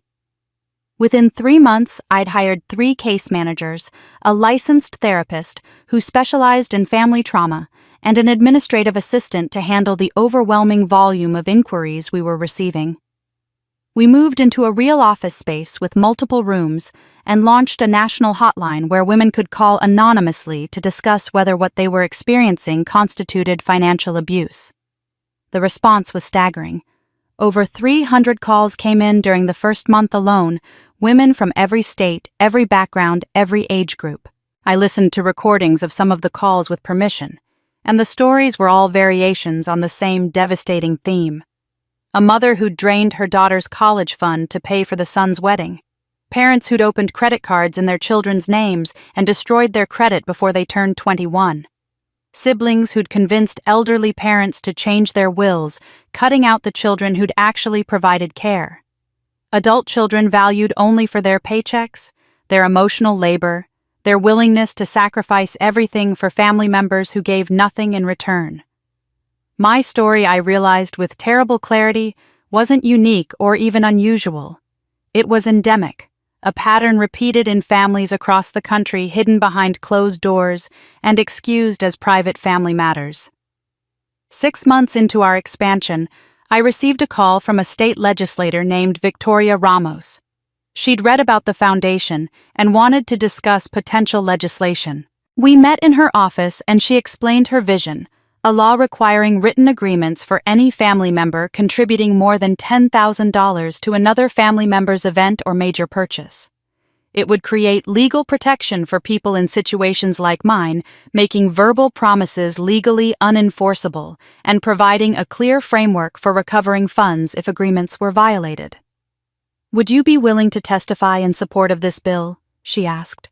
"Your story is powerful, and the committee needs to hear from someone who's lived this." 3 weeks later, I sat before a legislative committee in a hearing room packed with people, some supporting the bill, others opposing it on grounds that government shouldn't interfere in family matters. I'd prepared written testimony, but when my turn came to speak, I looked at the legislators and spoke from something deeper than preparation. "I'm not asking you to regulate love," I said, my voice steady in the quiet room. "I'm asking you to provide tools that protect people whose love is exploited. When someone offers money to help family, they're operating from trust and affection. But when that trust is violated, when that money is stolen or misused, victims currently have almost no legal recourse because family dynamics make everything murky. This bill doesn't create suspicion between family members. It creates clarity. It protects the generous from the predatory." The bill passed unanimously 2 months later. The media nicknamed it Allison's Law, though its official title was the Family Financial Protection Act. I felt strange seeing my name attached to legislation, but mostly I felt that what had happened to me might prevent the same thing from happening to others. Through Emma, who maintained minimal contact with our parents out of necessity for legal matters related to their bankruptcy, I learned they followed every development of the foundation obsessively. They lived in a small apartment now, both working part-time jobs at places that would hire people in their late 60s with damaged reputations. Emma reported this information neutrally without editorializing during one of our monthly dinners. "Dad reads every article written about you," she said, pushing pasta around her plate. "Mom watches videos of your speaking engagements. They never say anything directly, but I think they're haunted by what they see, what you've become, what they could have had if they'd just treated you like you mattered." I waited for some feeling to surface, some vindication or pity or anger. Nothing came. My parents had become strangers to me, people whose DNA I happened to share but who had no real place in my life or my thoughts. They were characters in a story I'd moved past, relevant only as the catalyst for something better. "Do you think they're proud?" Emma asked quietly. "I think they're watching someone they threw away become more successful and respected than they ever were," I said. "I don't know what they feel about that, and I've stopped caring." Emma nodded, understanding. We'd both reached the same place through different paths, the place where our parents simply didn't matter anymore. They created a victim. I became an advocate. That was the difference. 3 years after the trial, my phone rang at 11 at night. I was already in bed reading a foundation grant proposal, and I almost didn't answer when I saw Emma's name.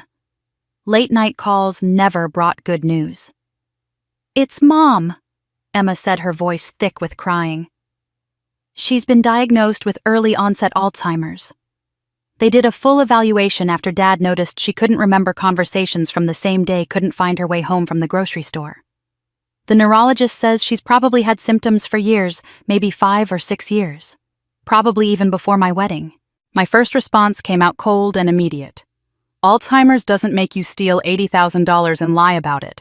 It doesn't make you exclude your daughter from a wedding you paid for with her money. I know, Emma said quickly. That's what I said too, but Dad told me her personality started changing about 5 years ago. She became paranoid, suspicious, obsessed with money in a way she hadn't been before. She'd make impulsive decisions and then couldn't explain why. The doctor said early-stage Alzheimer's can affect the parts of the brain that handle judgment and moral reasoning before it affects memory. I sat in the dark of my bedroom holding the phone, not knowing what to do with this information.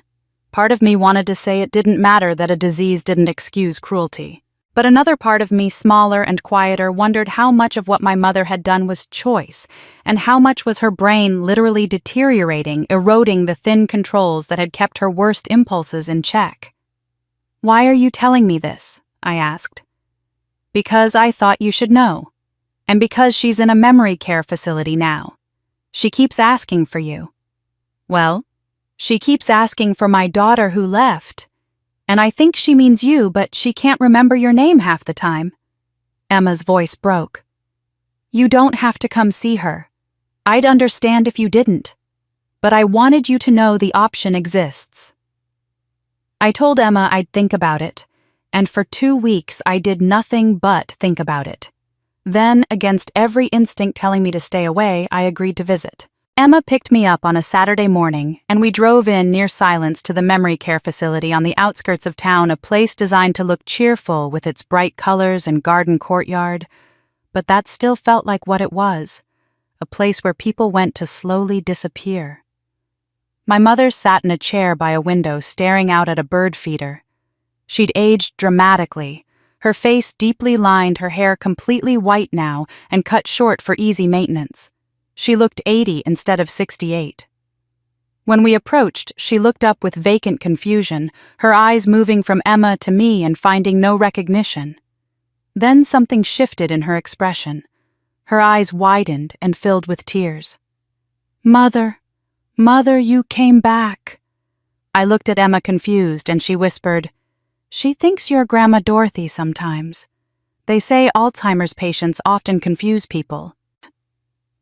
I sat down slowly in the chair across from my mother, and she reached out to grab my hand with surprising strength. "Mother, I need to tell you something. I need to tell you what I did." Patricia started talking in a rush, the words tumbling out like a confession she'd been holding for years. "I'm sorry I was so hard on Allison. I know you're disappointed in me.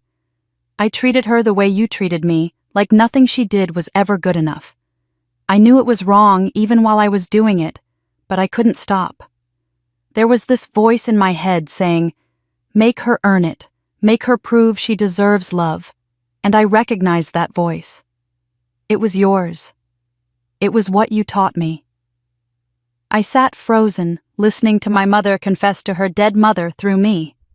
She cried as she talked, describing the drowning feeling of the failing business, the mounting debts, the terror of losing the house.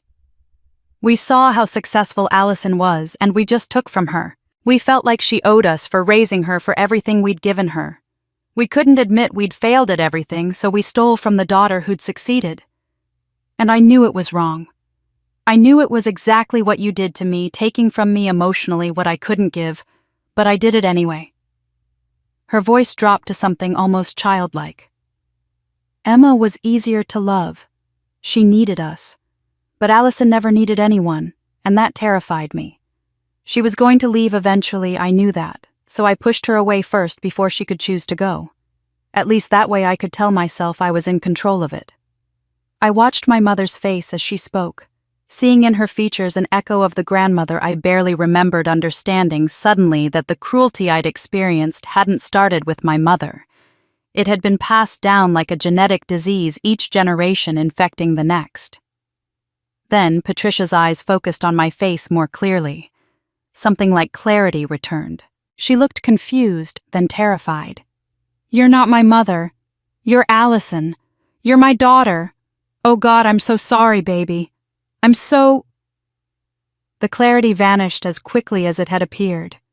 Her expression went blank again, and she looked back out the window as if neither Emma nor I were there. I stood up on shaking legs and walked out of the room down the cheerful hallway with its memory care unit decorations and out to the parking lot where I stood gulping air like I'd been underwater. Emma followed but didn't speak, just stood next to me while I processed what had happened. I'd learned where the cruelty came from. I'd seen the chain of trauma stretching back through generations, my grandmother to my mother to me. Understanding didn't undo the damage. It didn't erase the theft or the lies or the erasure, but it did something I hadn't expected. I learned where the cruelty came from. It didn't make me forgive her, but it made me stop hating her. I'd been seeing Dr. Okafor for 2 years, working through the layers of family trauma with the methodical patience she brought to every session. But the week after visiting my mother in the memory care facility, I sat in her office unable to articulate what I was feeling. The neat categories I'd constructed, villain and victim, abuser and abused, had become blurred and complicated in ways I didn't know how to process. Dr. Okafor listened to me describe the visit, the confusion of my mother thinking I was her own mother, the confession that poured out about cycles of cruelty passed down through generations. When I finished, she leaned forward slightly and asked a question that felt impossibly difficult. Can you hold two truths at once, that your mother hurt you terribly and that she was also hurt terribly, that she made choices and that those choices were shaped by her own trauma? I felt resistance rise immediately. If I acknowledge her pain, doesn't that excuse what she did to me? Doesn't it mean I have to forgive her or accept what happened? No, Dr. Okafor said firmly. Understanding isn't forgiveness. They're completely separate things. You can understand why someone broke you without absolving them of responsibility for the breaking.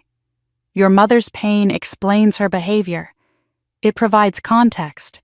But it doesn't justify, it doesn't make it acceptable, doesn't erase the damage she caused. She paused, making sure I was following. You can have compassion for what made her cruel without accepting her cruelty. You can acknowledge that she was a victim of her own mother, without pretending that makes you any less a victim of her. I sat with that for a long moment, feeling something shift in my chest.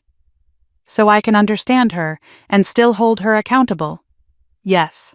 In fact, understanding often makes accountability clearer, not murkier. You can see exactly how the damage happened and still insist it shouldn't have. Emma called me 3 days later asking if I'd consider visiting Mom regularly, maybe once a month. She won't remember you next time, Emma said. The disease is progressing, but maybe it would help you to see her to have some kind of relationship before it's too late. I thought about it carefully, weighing what I owed my mother against what I owed myself. Finally, I told Emma, I'll visit once more, just once, to say what I need to say. But I'm not going to become her caretaker or try to build a relationship with someone who doesn't remember who I am. I'm not going to chase an apology she can't give or wait for her to suddenly become the mother I needed. I'm visiting for me, not for her. 2 weeks later, I returned to the memory care facility alone. The nurse told me my mother was having what they called a good day, more lucid than usual, though she cautioned that clarity could vanish at any moment. I found Patricia in the same chair by the window, and this time when I sat down, she looked at me with recognition. Allison, she said, and her voice broke on my name. Hi, Mom. I kept my tone neutral calm. I need to tell you something, and I need you to hear it while you can still understand. She nodded, tears already forming. What you did hurt me in ways I'm still healing from. The stealing, the lying, the exclusion from Emma's wedding, all of it. You damaged me, and that damage doesn't disappear just because you're sick now. I paused, making sure she was still with me. But I also know you were hurt too. I know Grandma Dorothy did to you what you did to me. I know you were drowning and made terrible choices because you didn't know how to ask for help without feeling like a failure. Patricia's hands trembled in her lap. I can't forgive you. Not yet, maybe not ever. That's not where I am, and I don't know if I'll get there. But I'm working on understanding you. I'm working on seeing you as a whole person who was both a victim and an abuser, because apparently both of those things can be true at once." My voice steadied. "And I want you to know that I'm choosing to stop the cycle you couldn't stop. I won't pass this pain to anyone else. I'm breaking what you couldn't break, and maybe that's the only gift either of us can give to each other." My mother reached for my hand, squeezed it once, and whispered, "Thank you." Then the clarity began to fade from her eyes, and she looked out the window again, somewhere else entirely. I left the facility and drove without thinking to the cemetery where my grandmother Dorothy was buried. I hadn't visited her grave since the funeral 15 years ago. It took me 20 minutes to find the right section, the right row, the simple headstone with her name and dates. I stood there looking at it for a long time before I spoke. "I understand now why you wrote that letter," I said to the stone, to the ground, to whatever remained of the woman who'd started this cycle. You knew you'd broken your son and he'd broken me, and it would keep going unless someone stopped it. You chose me to stop it, and I think you chose right. You knew I was strong enough even if you never told me while you were alive." I placed flowers I'd bought from a grocery store on the grave, simple daisies that felt appropriate. "I forgive you, Grandma. Not because what you did was okay. It wasn't okay, and it rippled through generations and hurt people who never even knew you. But I forgive you because you tried to make it right before you died. You saw the pattern and tried to break it the only way you knew how. That's more than Mom did. That's more than a lot of people do." Walking back to my car through the quiet cemetery, I felt something I hadn't felt in years, maybe ever.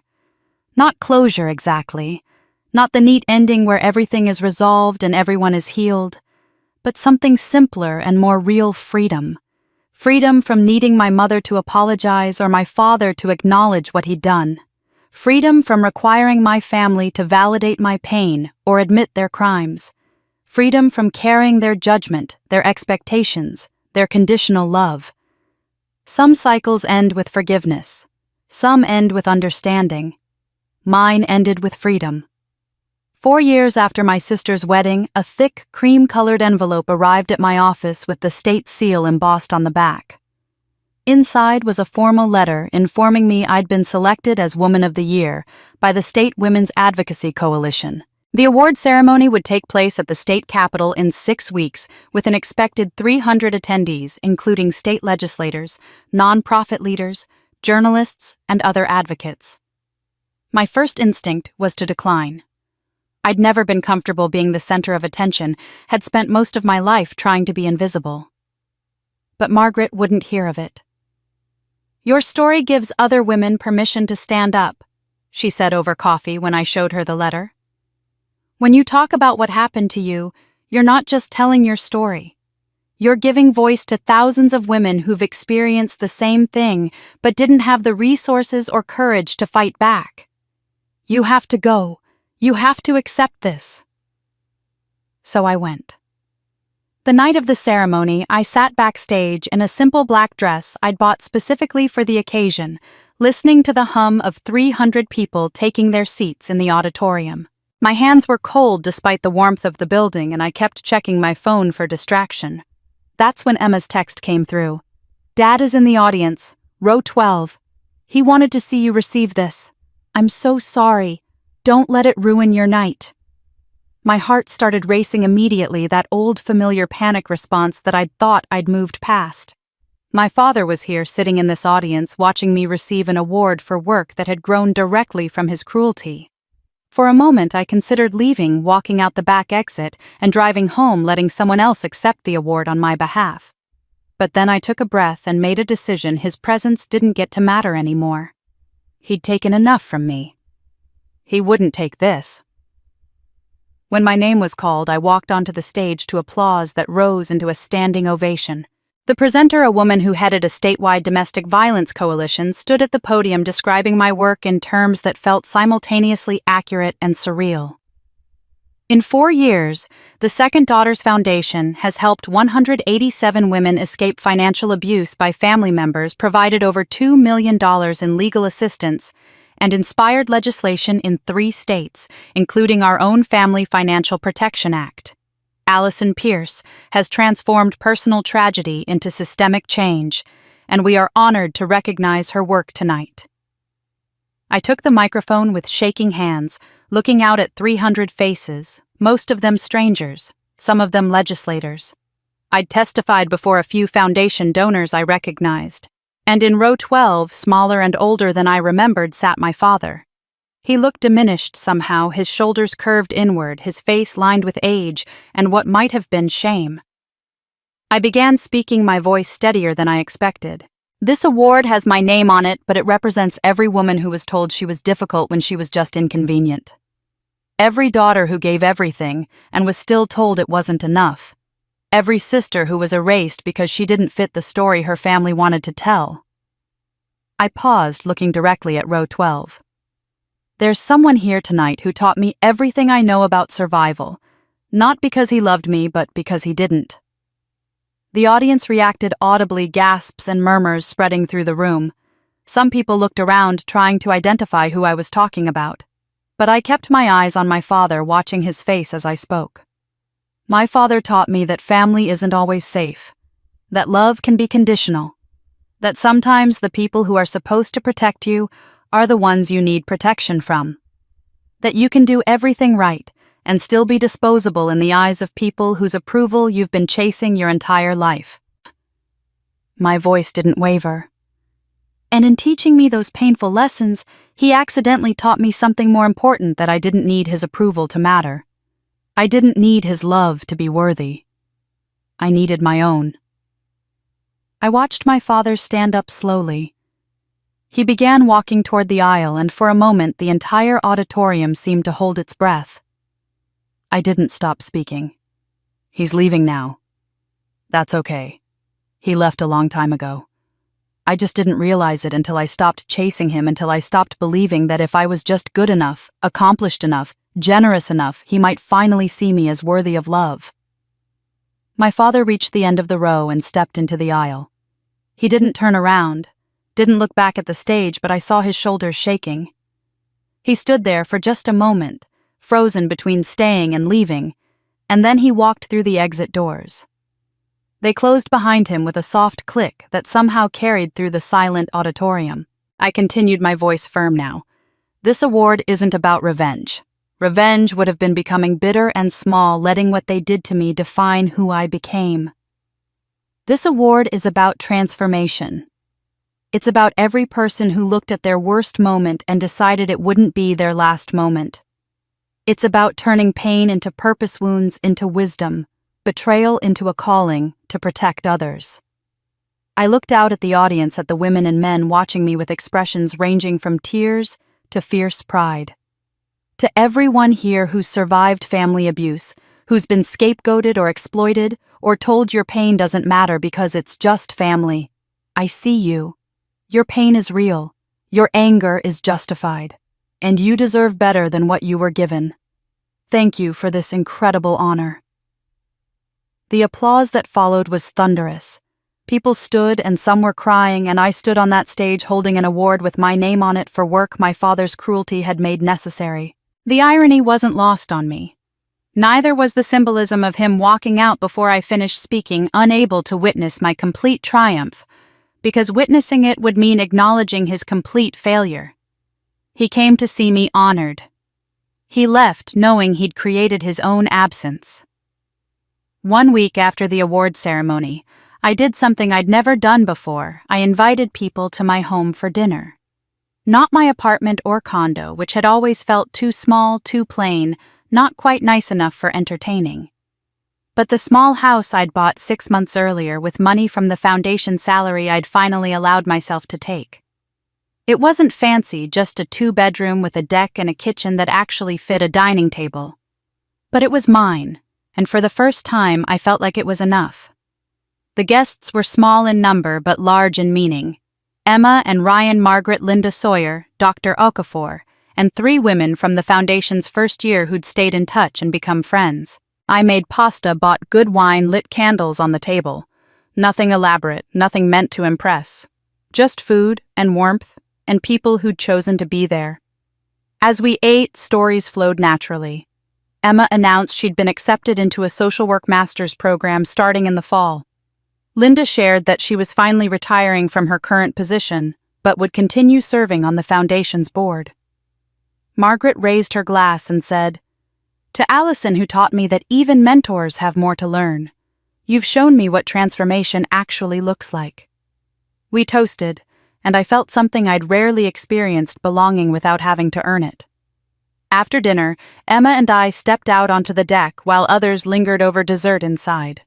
The evening air was cool and city lights sparkled in the distance. Emma leaned against the railing and asked quietly, "Do you ever regret how it all went down? The lawsuit, the publicity, all of it?" I thought about her question carefully, watching the lights. I regret that it was necessary. I wish they'd been different people, people who could love us without conditions. But I don't regret that I did it. I lost parents I never really had. I gained myself. Emma nodded slowly. I lost the version of them I thought I needed, but I gained a sister I actually have. We stood in comfortable silence for a moment. Then Emma said, her voice uncertain, "Ryan and I are talking about having kids, and I'm terrified I'll repeat the pattern. That I'll favor one over the other without meaning to, that I'll damage them the way we were damaged." I took her hand and squeezed it. "You won't, because you're aware of it. Awareness is what breaks cycles. Grandma broke it enough for you to see it existed. I broke it enough to stop it from continuing. You'll break it by building something completely different." Later, after everyone had left and I'd cleaned up the dishes, I sat on my couch with a glass of wine and looked at the Woman of the Year plaque propped on my bookshelf. I thought about the girl I'd been at 8 years old, already convinced she had to earn love through usefulness. The teenager who'd paid her own way through everything while her sister was funded. The woman who'd offered $80,000 thinking it would finally make her matter to people incapable of seeing her value. I picked up my phone and opened a note I'd been adding to over the past year. Things I wished I could tell that younger version of myself. Things I know now. It was titled. I read through the list. Family is supposed to be a safe place, and if it's not, you're allowed to leave. Protecting your peace isn't selfish, it's survival. The people who call you difficult are often the ones who benefited from your compliance. Justice is expensive, but silence costs more. I saved the note and set down my phone. Tomorrow, the foundation had 5 new intake calls scheduled. Tomorrow, I'd help other daughters find their voices and their courage. But tonight, sitting in my own home, surrounded by evidence of the life I'd built from ruins, I was simply enough. Not because I'd achieved something or proven something or earned something, just because I existed and I'd finally learned that was sufficient. I stood and walked to the window, seeing my reflection against the dark glass.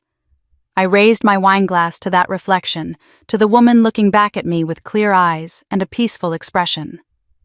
To the sister they tried to erase, I said softly to my reflection. To the woman I became instead. To every second daughter who refused to disappear. We're still here. And we're not silent anymore. I took a sip of wine and smiled at my own face in the glass, at the evidence of survival and transformation written in every line and shadow. My sister's wedding was never canceled, but my family's hold on me was, and that was the best gift I ever gave myself. Thank you so much for staying with me through Allison's entire journey, from that devastating moment when she discovered the betrayal to her ultimate triumph as an advocate who turned pain into purpose. This story proves that sometimes the family we're born into isn't our real family, and that choosing yourself isn't selfish, it's survival.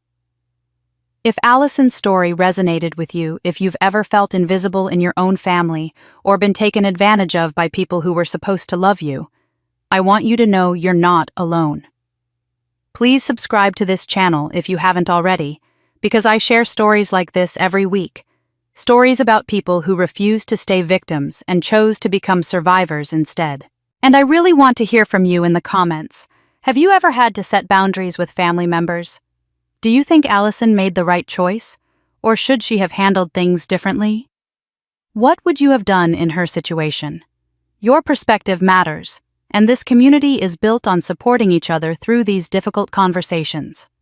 Drop your thoughts below, hit that like button if this story moved you, and I'll see you in the next one.